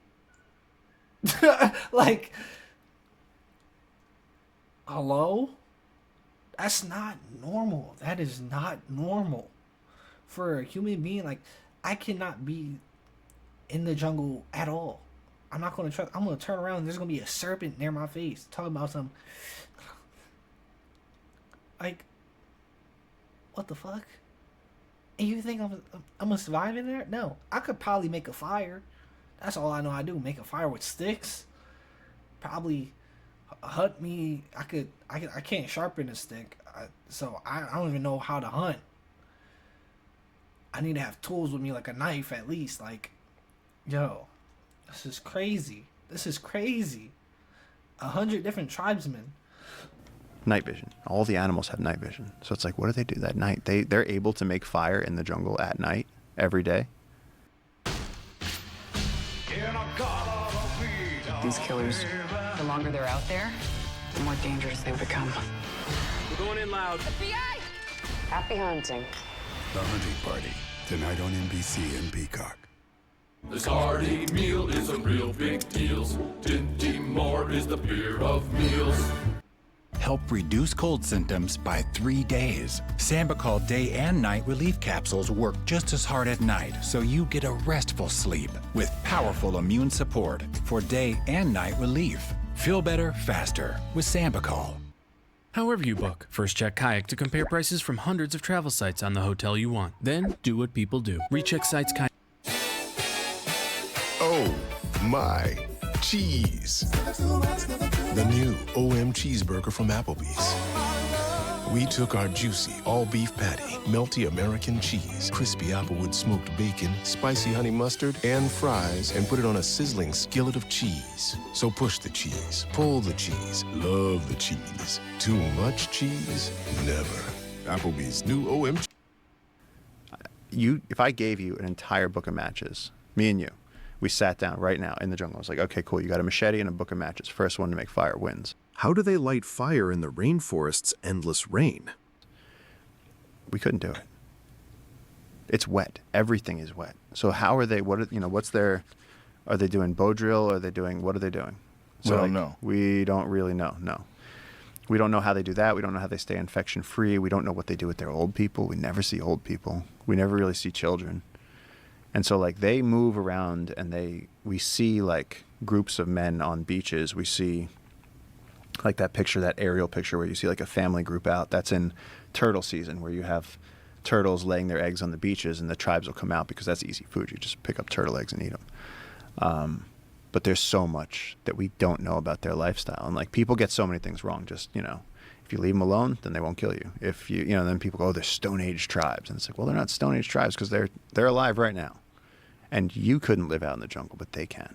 Right. So it's like there's elements of their botanical knowledge, their medicinal knowledge, their creation myths, their view of history. I mean, they're coming at reality from a whole different perspective than we are. Wow.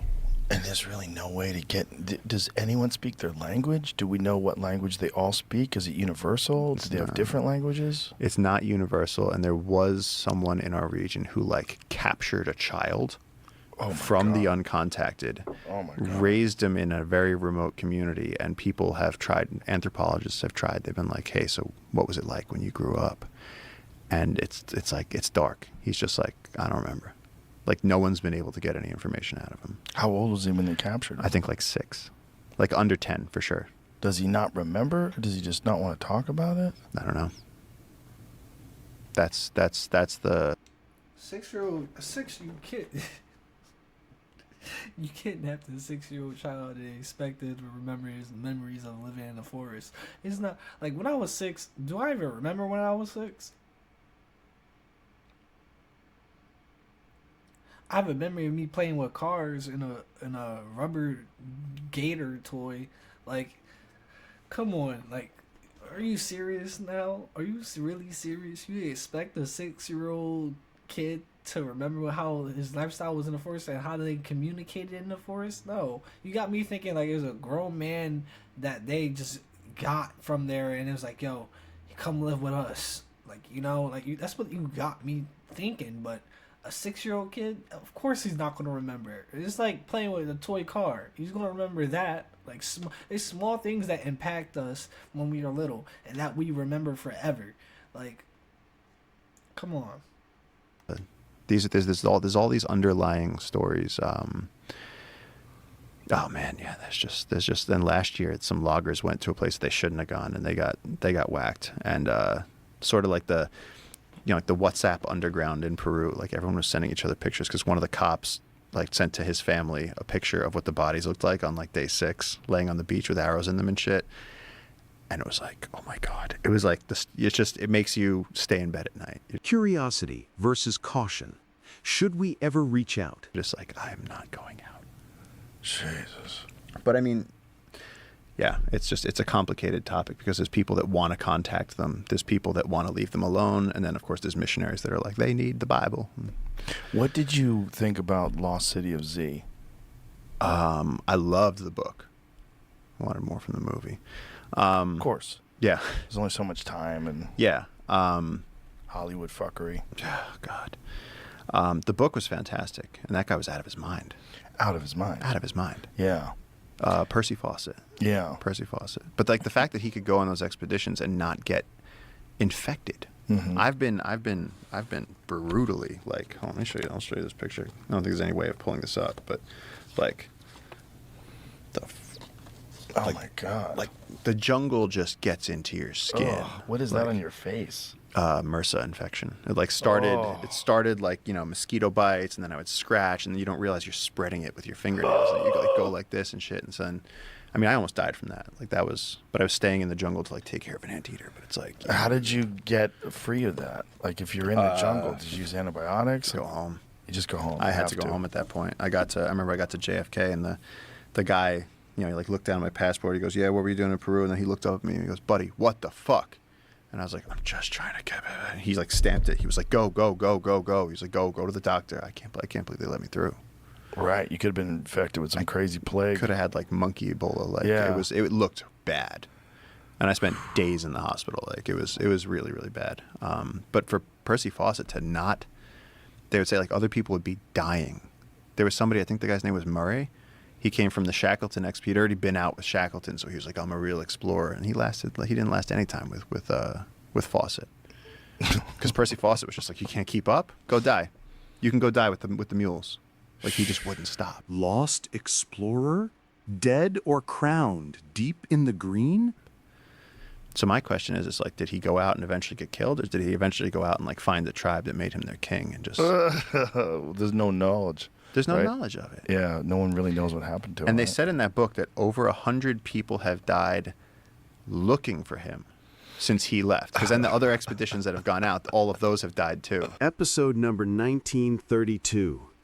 Deep in the Venezuelan jungle, Merlin Tuttle shares the night he was hunted by tribes, stalked by jaguars, and faced down river bandits. So the village that we were staying with, the guys informed me that now way up the river, 30 miles or so, there was an area that I would love to have collected in, but I couldn't because it was controlled by a group of Yanomamo that had shot at everybody who had ever gotten near there, and shot arrows, and so I was afraid to go up there to do any collecting. But then our group of Yanomamo informed me that these guys had gone off on a raid to attack another group and probably wouldn't be back for a couple of months. So I got brave and went up into their area where I didn't think they were going to be with a young man, Venezuelan, who worked for me, and we had just parked our dugout canoe on the bank and had gone out into the woods to set nets for bats when we hear 100 or so, maybe not 100, but a goodly number of Yanomamo men coming down the trail, and we immediately thought, oh my God, we're going to be absolutely dead ducks if they find us. But I did know that they don't usually go after their quarry. They usually wait in ambush. So we hid out in the jungle until about 2 o'clock in the morning, and then tried turning our lights really dim and sneaking along without making any noise to get back to our canoe and hoping they were asleep. And we'll never know whether they were asleep or not, because we did get shoved off and got away.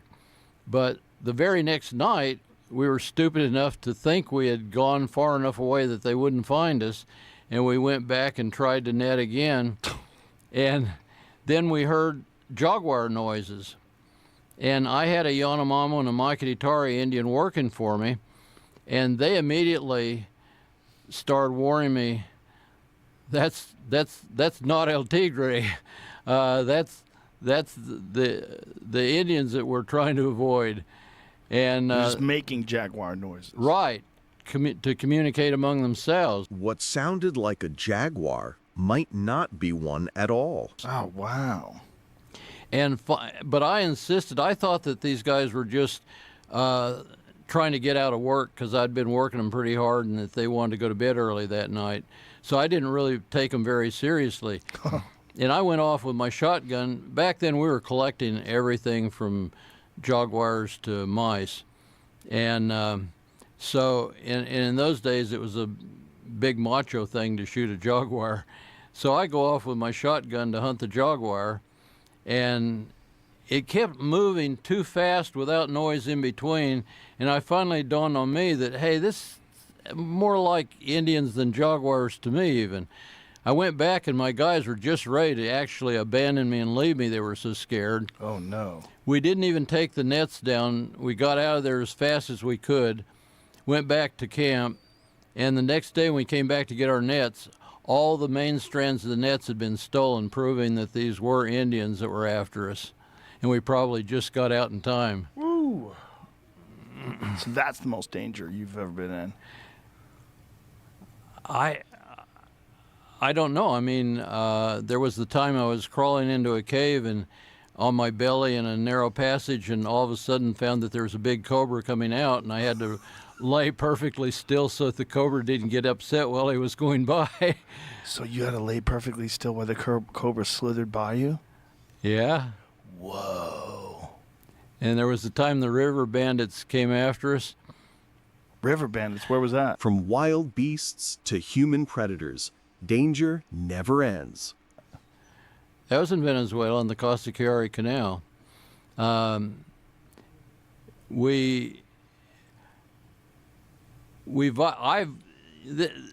getting into stories that probably ought to be told at another time when we're not distracting from bats, but no, they're fun. We could go back to bats. To put a long story shorter, the Costa Chiari Canal is the world's longest natural canal, and out in the middle of it, there are just no humans around. And we were camped out there collecting for the Smithsonian. But I carried a lot of small cash to do business when I did come to where there were villages. The small cash was hidden in false bottoms of trunks. The way I got the cash, we were funded through a military grant, and anybody that knows anything about the military knows they've got every restriction under the sun on their money and accounting for it. I had known that their rules weren't going to work very well for collecting, and so I had gotten bids from plane charter companies to fly us out to this remote savannah, and they were going to charge a lot of money because it was risky to the planes. And so I got the military to send the money to the Bank of America in Caracas, and then this was time when you had machine guns at the door of every bank, and I mean it was a dangerous time in Venezuela, period. Well, we pretended to change Christmas gifts, and that's how we got our money into small change and took it back to our hotel. Then we put it in false bottoms of trunks. Then we go out to the frontier, and after a while the word kind of gets around that these guys can always pay for something. They must have some secret supply of money. So one day we're out at this remote camp, and my Venezuelan helpers, Indians, came running up saying, oh, you know, in Spanish, cuidado, the game's afoot, dearies. May the best player win. The Traders is the ultimate challenge. I only know how to win, and I'm gonna have fun doing it. From home updates to major repairs, Bauer. Heavy duty, guaranteed. My degree has made me a better manager because of the foundational knowledge of what leadership looks like. So I go back to all of the project management styles that I learned during my master's degree and then incorporate my own leadership style and how I work with them. Mom, did you know Joey's mom cooks every night with full Laban? And then nutritious recipes have like over 50 grams. I'm Emily, I'm 36 years old, and I coach and race and train with a run club in Los Angeles. not vandals, but the robbers are coming. In this time, the danger was closing in fast. And they were coming up the river in a little motorized dugout. And so that's how my guys heard them in time to know that they were coming. And then they saw them and realized who they were. And so I had just a couple minutes. It's kind of interesting because I was reared to be a conscientious objector. And, didn't believe in fighting in war. And so here we are with the bandits coming armed with shot. It was kind of interesting. They had old muzzleloader guns that they actually used rocks and black powder still to shoot. But here they're coming, and I'm responsible for 8 or 10 people, their lives. And am I going to be a conscientious objector, or what am I going to do? And so I broke out all the guns we had, gave everybody one of the, everything from an M1 rifle to a couple double-barrel shotguns, pistols, and got everybody positioned behind rocks and logs. And then as the bandits approached, I yelled down to them in Spanish that we understood who they were, and if they touched that rock, we were going to kill them. And they kept coming. And so I finally had everybody show themselves and their guns and yelled one more time. And the last time I yelled, they were within a meter of hitting the bank. And at that point, we'd have had to kill them. Whoa. But they finally, at the last minute, when they saw they were outgunned and that we had the upper hand, they backed up and went off. That ought to be hair-raising. It was. Ooh. But I learned a lot about my conscientious objector ideas. You're ready to abandon it. Well, I mean, that sounded like a crazy fight ready to happen. They knew they could. Listen. They're not dumb. They live in the forest. They go after jaguars, all that other stuff. They got bows. Even they're smart enough to know that, hey, that's a fully automatic rifle. They might not see one a day in their life, or they might just saw that one good time, but they know damn well them things pack a kick. I'm just saying. I like how this went from 10 true creepy stories to something like, in the jungle, like we're in the jungle, like it's jaguars over, like it doesn't seem, it's not creepy anymore. I like how it's not creepy anymore, but I don't care. If it was creepy, I would have liked it even more, I think What are you going to do? You going to let good people die just because you don't believe in firing a gun at a human? Yeah, that's a good point, right? Yeah. Very important lesson to learn, right? Yeah, it was an important one for me. But boy, you've had some pretty amazing experiences just studying bats around the world. It's been a wild life, I bet, huh? Well, I've never chosen to get myself into big adventures, but the adventures chose you. One of my all-time favorite things to do is to go places where almost nobody's ever been. Like when I went out to see the Shamatari Indians, I had to hike 46 miles across country from the last Yanomama village to get out there and see them. And I just went out there. I mean, I knew it was dangerous. How dangerous, I didn't know, but I just was driven by curiosity. Here's a once-in-a-lifetime opportunity to see a group of people that have only seen 2 other outsiders in their whole existence. And it was just so much fun going out there and experiencing that kind of thing. But I certainly got into high adventure while I was out there. Yeah, that sounds amazing. So you got to hike. How long did it take you to hike 46 miles to get to them?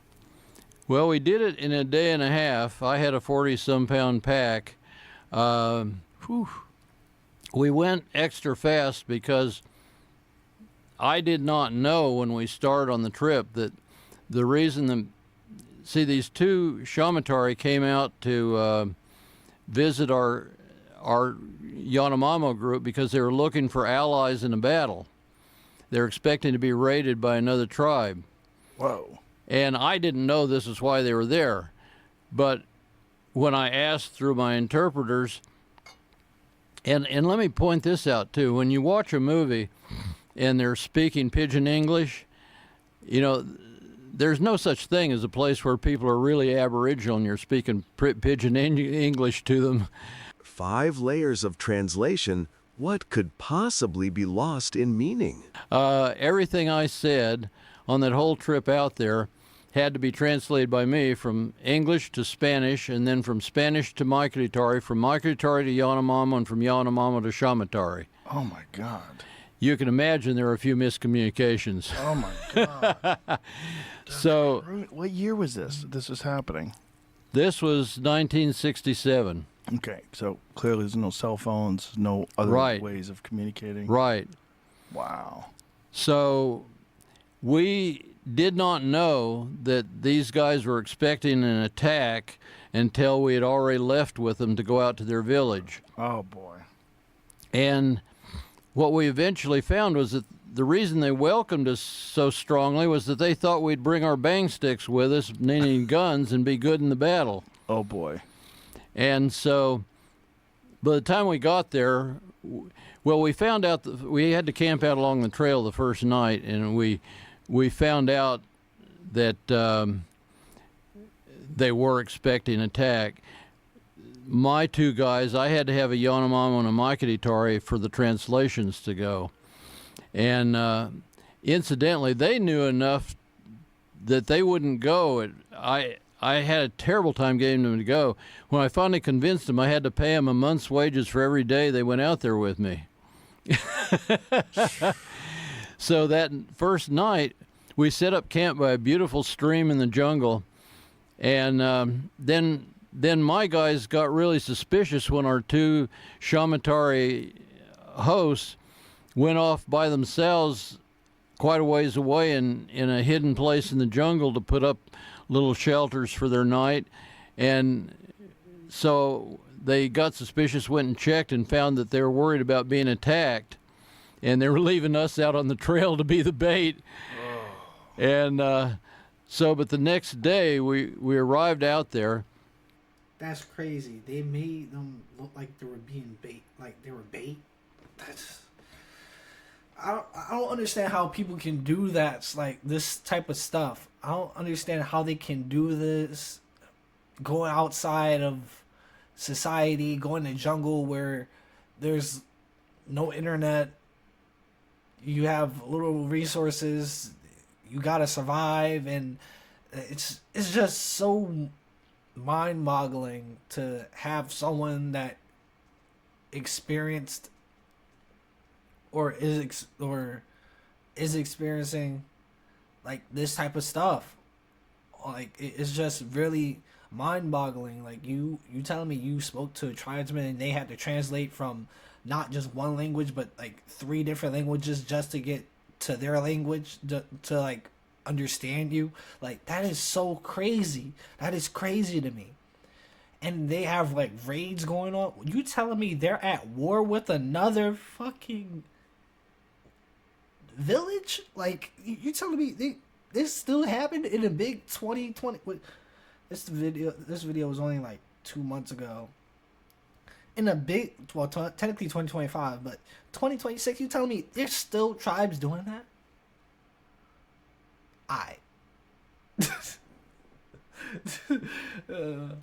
Yo, I just can't believe it.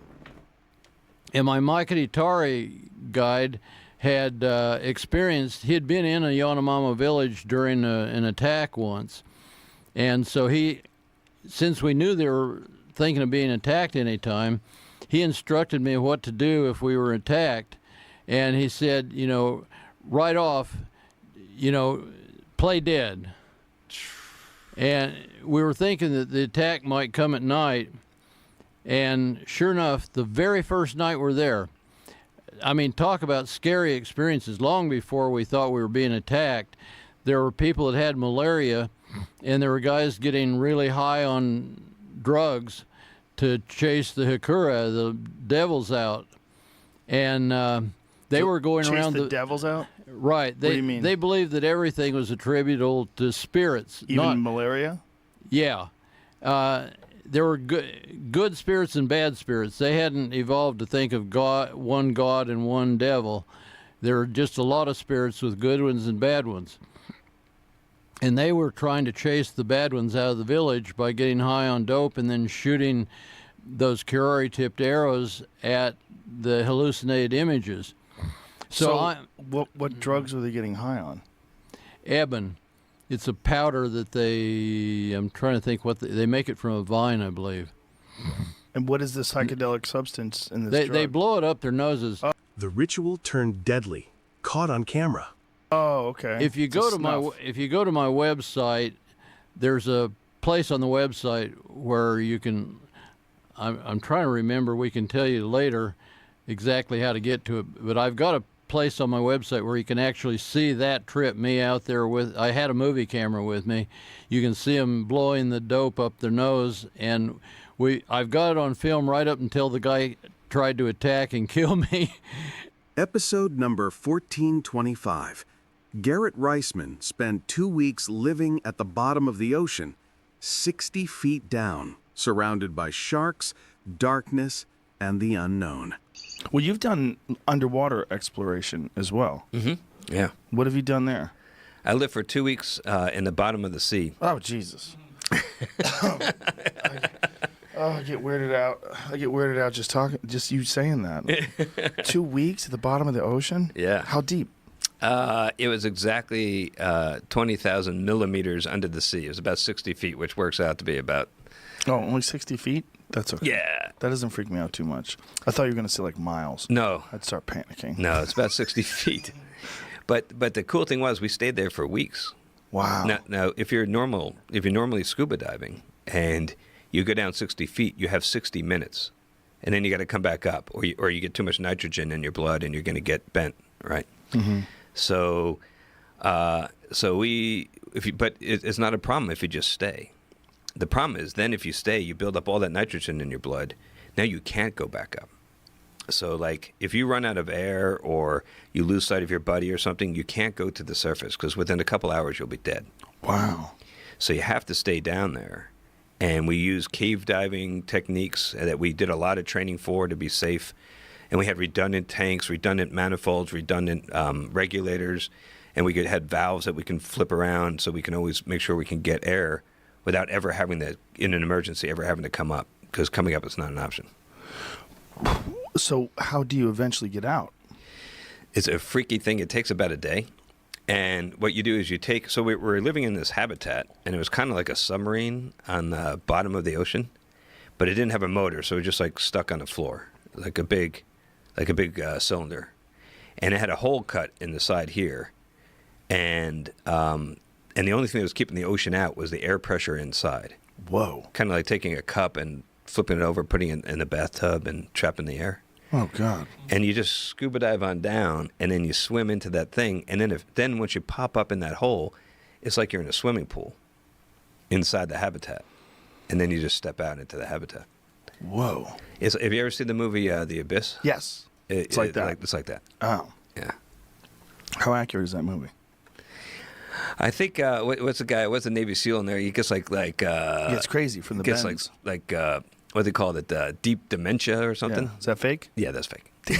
Goddamn Hollywood.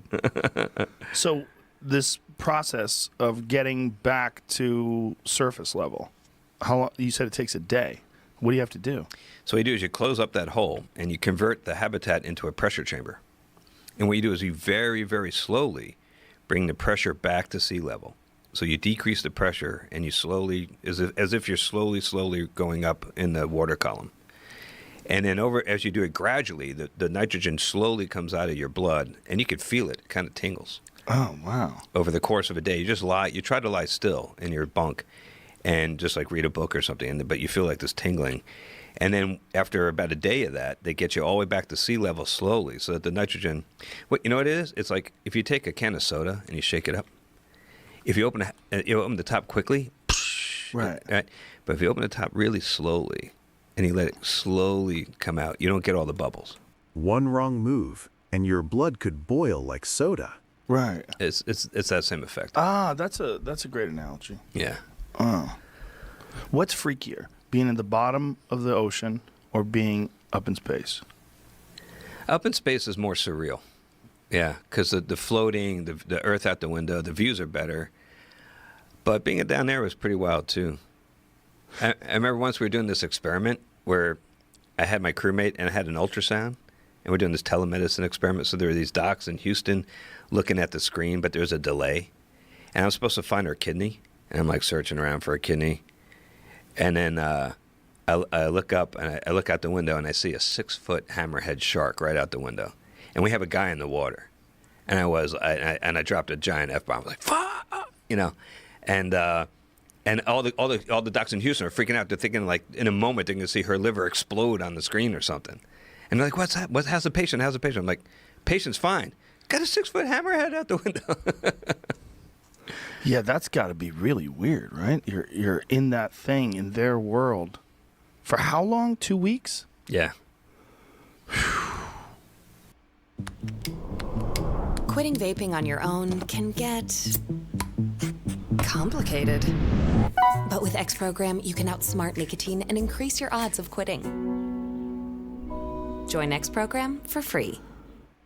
What up, chat? What up, chat? This is Simu Speed Runs. All right, today I'm going to show you some of my top speed runs. No cheats, no hacks, obviously. Your boy's au natural. Clock is ticking, so let's get started.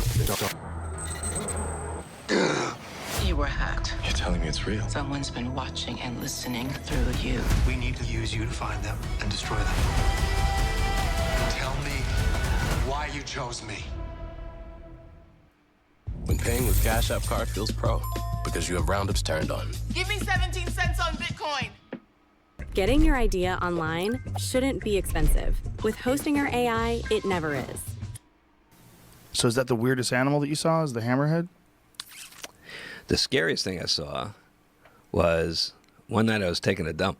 This is a true story. The way you do this, okay, number one, you just pee in the pool, okay? But if you have to go number two, you go into the pool because you don't want a floater in your pool, right? That's of course like Caddyshack. You don't want that, right? So what you do is you go. You don't take a tank. You just take your mask and your fins, and you go down naked. You can. We had a mixed gender crew, so I wore some trunks, but you know, and then you just go down, and you have to swim. I don't know. It's like maybe 10, 15 feet. It's not that far. And there's what we call the gazebo, which is just a little dome that has air inside. Now you're out in the middle of the Atlantic Ocean, like with no tank, and you're 60 feet down. It's night. You can't see a thing. You're alone in the ocean, but you can see this little gazebo. You swim to that. You pop in, and then you got air. Just some valves. You let in some fresh air, and then you hold on, and you take off your trunks and you just let it rip. But the problem is the fish get accustomed to this. Oh, Jesus. Yeah. So they go there knowing that you're going to poop. As soon as you drop in the water at night, it's like the dinner bell going off. And there's like school. Yeah, because this is feeding time. Whoa. And so you feel them like pecking at the back door? The worst are the angelfish because that shape, they can get like right up in there. Oh, it's like not cool. Boy. So you take your fin off and you're like whacking them. Oh, Jesus Christ. So that's all bad enough, but as you're doing that, and you're in the pitch black Atlantic Ocean, 60 feet down, no scuba tank. At night, with the sound of the ocean like lapping against the dome, and you're looking down, and there's endless black, just a black void, and you're thinking about every single scary ocean movie like Jaws. Every nightmare from the deep suddenly feels real. The Meg, whatever, The Abyss, all those scary movies, right? And you think about all this things that could be down there. You can't help but going through your head, so it's kind of freaky. And then you finish, and you put your mask back on. And I took a big breath, and I went down, and I opened my eyes in my mask in the darkness with my flashlight, and I saw, like, right in front of me, this huge eyeball, like about the size, I don't know, of a saucer, you know, like this big, staring, unblinking right at me. And I freaked out. I just tore off for the pool, for the moon pool and the habitat. I jumped in there. I surfaced. I'm screaming, and my crew come running, thinking I've been bit by a shark or something. And I'm like, giant fish. And What was it? It was a Goliath grouper. Oh, I've seen those things before. They're enormous. Size of a cow. It's like hundreds and hundreds of pounds, right? Yeah. Oh my God. Yeah. Scared the living hell out of me. Yeah, those things could literally eat a person. Yeah. It was big enough, that's for sure. And so just the sight of it scared the heck out of me. So where were you? Were in the Atlantic? Yeah. How far away were you from, like, Florida? Like, where were you at? We were just off the coast of Key Largo. Okay, because that's what I was saying. Like, they live down there. Yeah. Oh, that's an enormous fish, man. Huge. I've seen videos of people catching them off of boats, and it seems surreal. Look at that. Yeah, there you go. Yeah, there's one. It's like a giant largemouth bass. Mm-hmm. That's what it's like. Like, if you go bass fishing, they're so similar to bass, like in the way they look. Yeah, now imagine, like... Jesus Christ, look at that thing. Yeah. Imagine, like, being eye to eye with that thing in the middle of the dark Atlantic with no scuba tank. They're delicious, too, I bet. Like, I don't know if they taste as good as regular grouper. I wasn't gonna. So you get a different. Yeah, I wasn't gonna find out. Look at the mouth on that thing. Good Lord. I'll tell you another quick story about down there. So I went out for a night dive once, and I spent the beautiful thing about saturation diving like this is you can do basically infinite time, bottom time. You're not limited to like 60 minutes. You can stay out there for 6 hours, whatever. So I was out doing this night dive, and I found this beautiful shrimp, and it was just spectacularly gorgeous. It was like translucent. You could see through it. You could see its organs move, like internal organs, like doing their thing. And I stared at it for at least like an hour. Beauty and guilt, all in one underwater moment. Just held my light on it and just sat there and stared at it. And it was really beautiful. And I come back inside the habitat, and I'm kind of hungry. And the best space food we got is shrimp cocktail. And I pulled that thing off the shelf, and I'm like, oh, that looks good. Then I'm like, I can't do it. I can't do it, man. You felt bad because you just saw the shrimp? Wow. I ate it the next day. The next day. Yeah. But for that day, though, you really felt bad. I felt bad. Wow. Grouper, you would have felt bad? Like a nice grouper sandwich? It scared me. So I think I would have been okay with that after. Because it was. Yeah, I wonder if they've ever eaten people. Because it seems like they could. I mean, they swallow giant fish. It seems like if you're not a large person, they might be able to just suck you right in there. You know? See, now, if this happens to me again, I'm going to be even more freaked out. I feel like I've read that grouper have bitten people before. Yeah. Like, probably trying them out. Like, if they get hungry, like, if you're that big, you probably have to eat so much. Yeah, just nonstop, buffet for those guys. And, yeah. So when you're down there and you're doing all the swimming, you're using a rebreather? No. You're using tanks, regular scuba tanks? And what is the capacity of these tanks? Like, how long can you stay down just swimming around for? We have two, and we can isolate them in case one of them springs a leak. But you don't have that much more time than a standard scuba tank. But we have is refill stations all around the floor with high-pressure hoses. So we have these quick disconnects on our system that you can plug in and fill it right back up, and then you're good to go for another couple hours. So when you swim to go take a poo, you have to do that? You have to wear the tank, or do you just hold your breath? Just hold your breath. You're not going that far. How far are you going? Like 15 feet or so.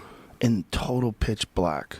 Yeah. There's a light on the gazebo, but that's all. Episode number 1571. Emily Harrington opens up about her terrifying 50-foot fall, head injury, and the emotional battle to climb again after nearly losing everything.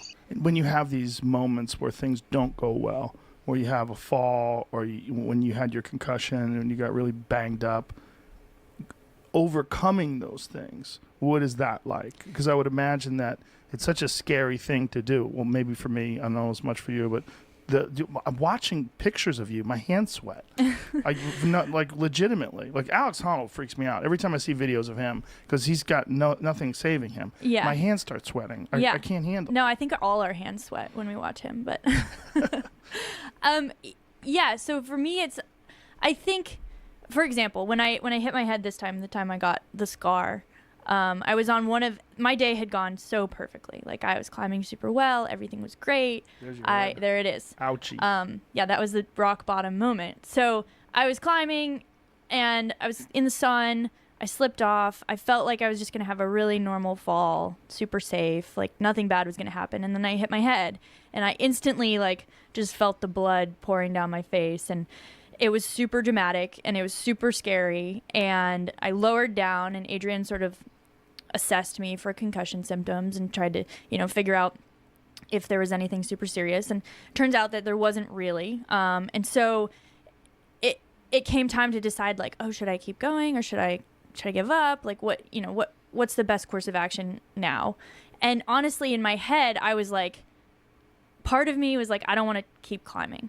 Like I'm emotionally kind of destroyed and drained, and I don't think I can do this. Tell me how it happened. Like what was the sequence of events? I was climbing this pitch, and it's a pitch that I've never fallen on before. And the next pitch is the hard one, which is where I think I went wrong because I was sort of thinking ahead. Like I wasn't focusing on what was happening in front of me. I was thinking about the next pitch. And I was like, I need to get this one out of the way so that I can focus on the hard one. And therefore, I was climbing the sun when it's too hot. Like the friction's not as good. It's more slippery, all those things. And I was rushing it. I didn't rest enough. The friction is not as good when it's hot? Even the sun becomes your enemy on the wall. Yeah. Why you is want that? it to be cold because your skin sweats. Oh, okay. It's and just like the rubber on your shoes isn't as sticky. Like it's just the heat radiates off the rock. It just gets more slippery. Like imagine like a granite face just like baking in the sun. Like everything's more slippery and you're all sweaty. And so it's just not ideal. And I could have waited, but I didn't. So I was climbing and I was like kind of traversing. And so I was trying to do this move and I rushed it and I slipped and I fell. But I had like a piece of gear down into my right. And I just didn't anticipate like the physics of how I was going to fall. And I kind of fell sideways and I couldn't get my feet out in front of me in time. And we watched the footage later. It was just like, it was kind of like my head just like bounces off the wall like a basketball.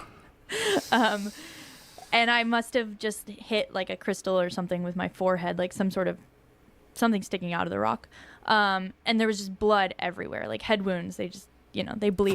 Bleed a lot. Yeah. And so there was a lot of blood and I lowered down and I was super bummed. It was just like my confidence was sort of shattered. Like I just kept thinking back to last year. I was like, oh no, my attempt's over. Everything was going so well. Like this sucks. And I was letting myself go to that place of doubt and that place of like, it's over. It's done. And last year when you hit your head much harder? Last year I fell on the first pitch of the route. 50 feet of free fall before the mountain caught her. So close to the ground. But I fell like 50 feet is crazy. Let's talk about it. 50 feet. That's a whole building right there.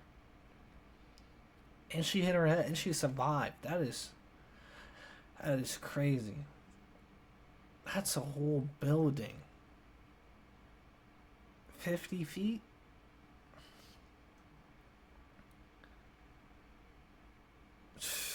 She's tough. She's just tough. She is just tough. 50 feet and I hit a ledge and the rope didn't catch me. I hit the ledge because I was again rushing and not placing enough protection. And so you fell 50 feet without being caught? Oh, I hit a ledge. God. Yeah. It was pretty gnarly. How did you hit it?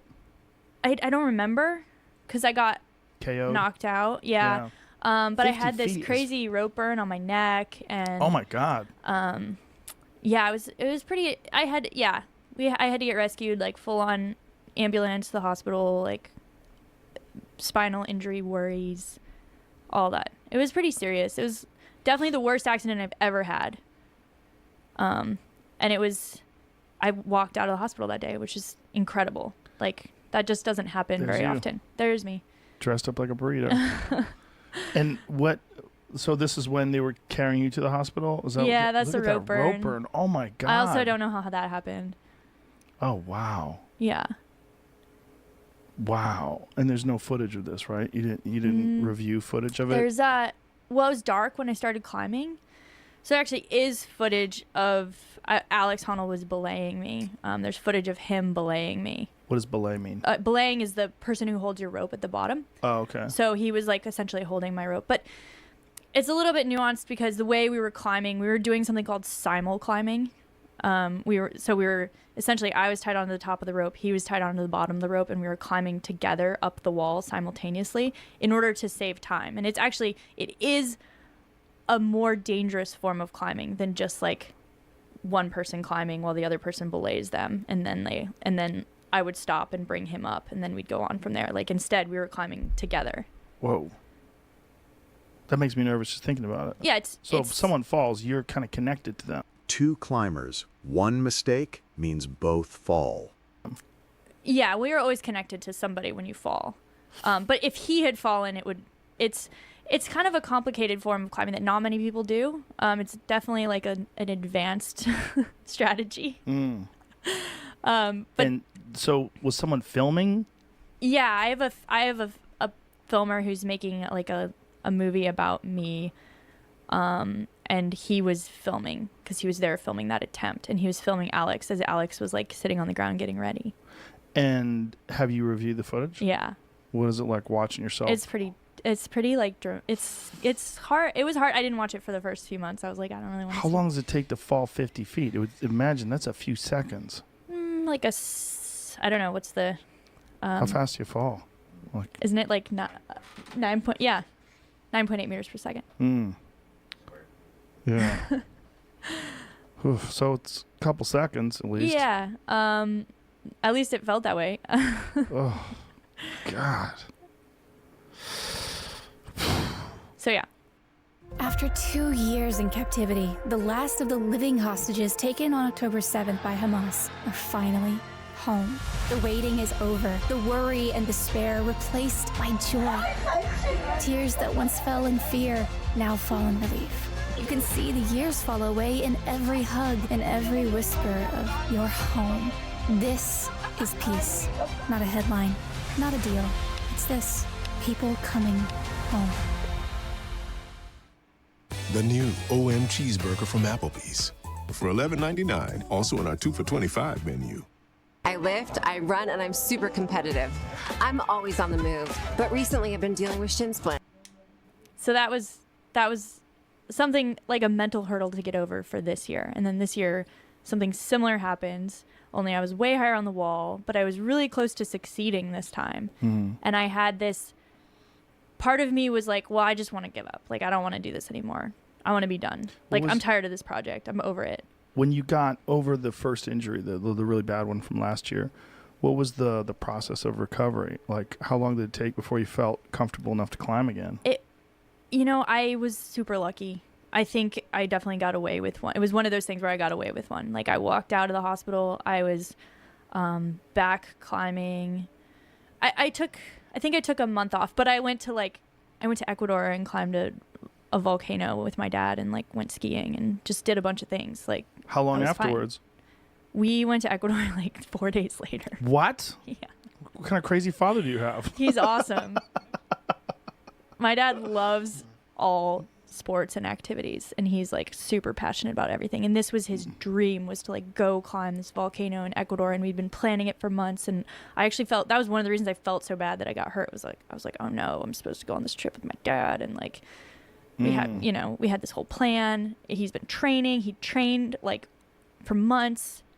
He's 65 years old. Like, it was one of those things. So we went. A daughter's recovery becomes her father's dream come true. And we climbed the mountain, and like thankfully I was able to do that with him. It was really cool. What kind of like physical damage did you suffer in terms of like how long did it take for you to recover? I honestly, I would say I felt pretty normal within a month.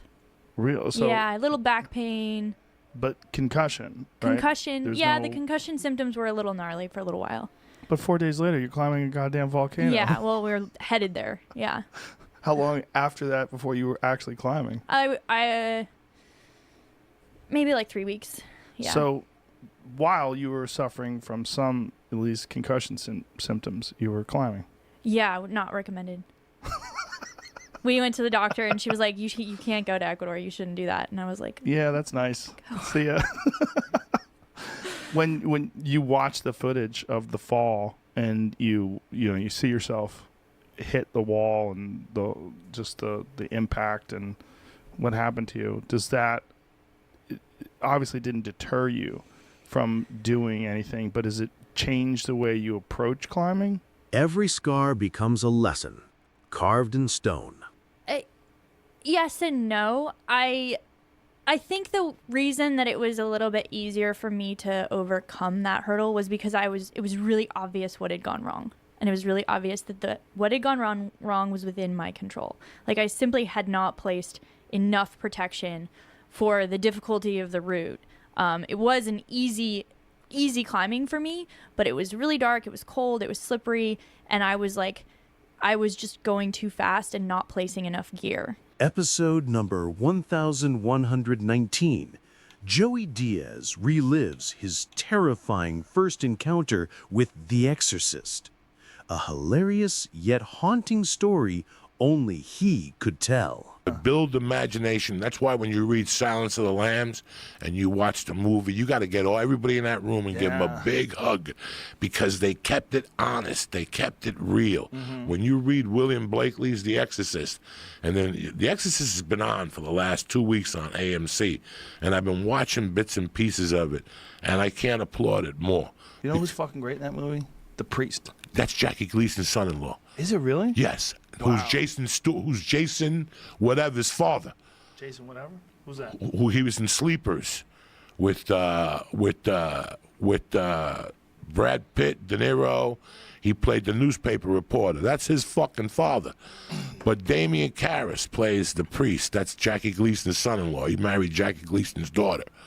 And it's funny because last week I was in my office typing, and my wife called, and she goes, I'm going to be home in 20 minutes with the baby.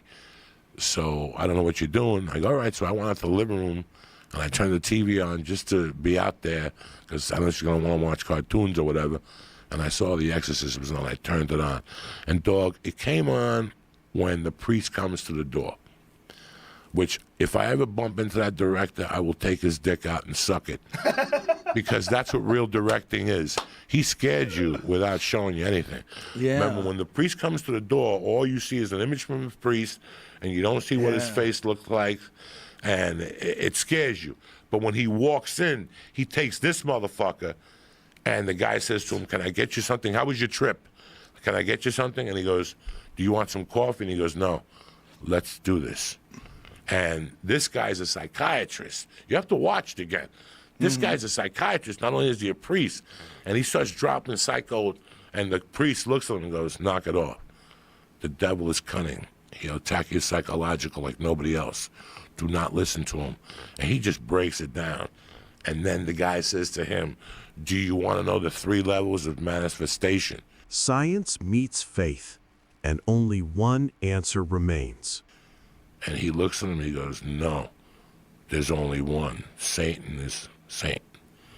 Dog, it's just right there. You're like, so my daughter walks in. While it's on? The 5-year-old walks in and she sits on my lap, and she's a Bible beater. I don't know if you know this, that Mercy's a Bible beater. She loves anything with God, and, I got a little fucking thing she gave me with Jesus, a fish.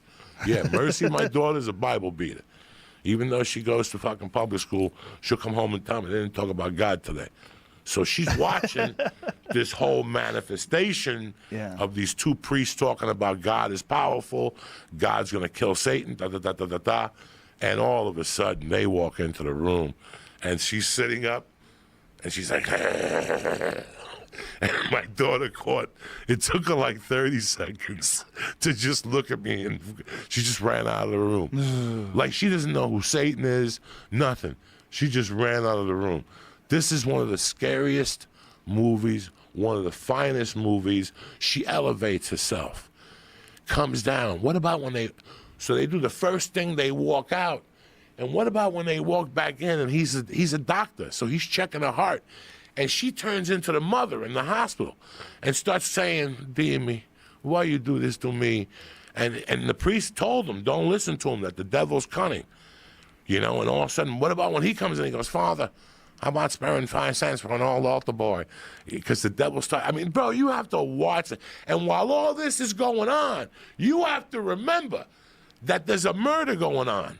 Because the first night when she came down, before the devil came in, some guy was talking shit, a Nazi was talking shit, a Jewish guy was talking shit about a Nazi or something. And she comes down and pees and says, "You're going to die, motherfucker." Well, she said you're going to die up there to an astronaut, wasn't it? Wasn't he an astronaut? He was something downstairs. Didn't she say something like that? You're going to die up there? No, he was downstairs. They were in the living room and they were singing like but didn't she was talking to a guy who was an astronaut, and she I'm said, not sure. You're gonna I thought die she just up there. said, "You're going to die."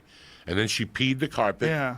And then It was a dinner party. And then a couple nights later, they found the guy on the bottom of the stairs, but it couldn't have been a girl because they twisted his neck all the way around. Right, yeah. So it had to be a man. And that's why you have to watch that movie when the cop comes to talk to the mother, I watched who's a that famous movie actress. Last time I watched it was like 5 or 6 years ago. Its first one is a deep, dark Great movie. That girl got fucked up doing that movie, you know. Horror on screen and behind the camera. Bro, listen, how can they make a 12-year-old girl stick a cross in her pussy? Yeah. I mean, let's talk about the truth now. She stuck a cross in her pussy, took it out, grabbed her mother by the ears, put her and said, "Suck it, eat me, lick me." Yeah. All right, and then picked her up and smacks her and throws her across the fucking room. She says, "Your mother sucks cocks in hell." That's what she told the one priest. I saw that in a movie theater. Yeah. Shame on them. Like, if I could sue the Union City Cinema today, I would sue them. Because they didn't check my ID. They didn't give a fuck. They took my $2 and they threw me to the fucking wolves. But I also saw... What is her name again? Linda Blair. Linda Blair. She showed up 20 years later. She started hanging out with Rick James. Oh, man. She showed up 20 years later with Rick James. I wonder what Linda Blair is doing today. But I hope they paid her a lot of money because she never really recovered from that. No. She never really worked after that. It's tough to get work after you put a cross in your pussy. I mean, that's Ginger Lynn. It's tough to get a commercial for fucking Desinex. Well, it's also people never forget you were that person. Like, it's very difficult for people to have a changed perception Bro, of you. when she walks down the stairs. Yeah. Backwards. What about when her head spins around in front of the priest? I mean, it's just too out there for a movie. They could never. They think of remaking that every once in a while, and they look at each other. Look at it. Jesus Christ. That was a creepy fucking movie. And you got to realize that back then, there was nothing like this before this movie. This movie was so extreme. Like, there had been horror movies before, but it was like Frankenstein or Dracula. They were kind of scary, but they weren't bloody. There was nothing like this movie. This movie was so over the top. And a lot of people at the time were like, the movie represented something. It represented a changing of boundaries. That people, these young kids, these people today, like, what the fuck are they doing? What kind of movies are they making? Catholics like, what were is pissed. this? Oh, I remember being in Catholic school when even the church warned against watching, and they were just pissed. They were telling us not to go see it. We weren't allowed to go see it. I was right there when the movie got released, and I had to see it. And of course. As soon as they tell you can't see it, you're gonna see it. Blew my fucking. That's where I saw Rocky, where everybody was on their feet yelling for Rocky. This is when America was different. Everybody was yelling Rocky, and I also saw The Longest Yard there, the original. And this was a movie theater that was basically Irish, Italian, and Cuban, but they talked, they yelled at the screen, they threw things at the screen, And when the fucking Longest Yard, when Burt Reynolds was coming back, the whole place was on their feet. This is a great movie theater. And they let you in. They played the last movie at 11:30. I saw, you know how many times I saw Enter the Dragon in there? The late movie. My mother would let me walk up there because it was on 48th Street, and my mother's bar was on 29th Street, and she'd go ahead. I saw everything there. Fist of Fury, The Outlaw Josie Wales, all those fucking movies I saw there. Anything they played, I'd just go there as a Spanish kid and watch it and learn the language, and loved it.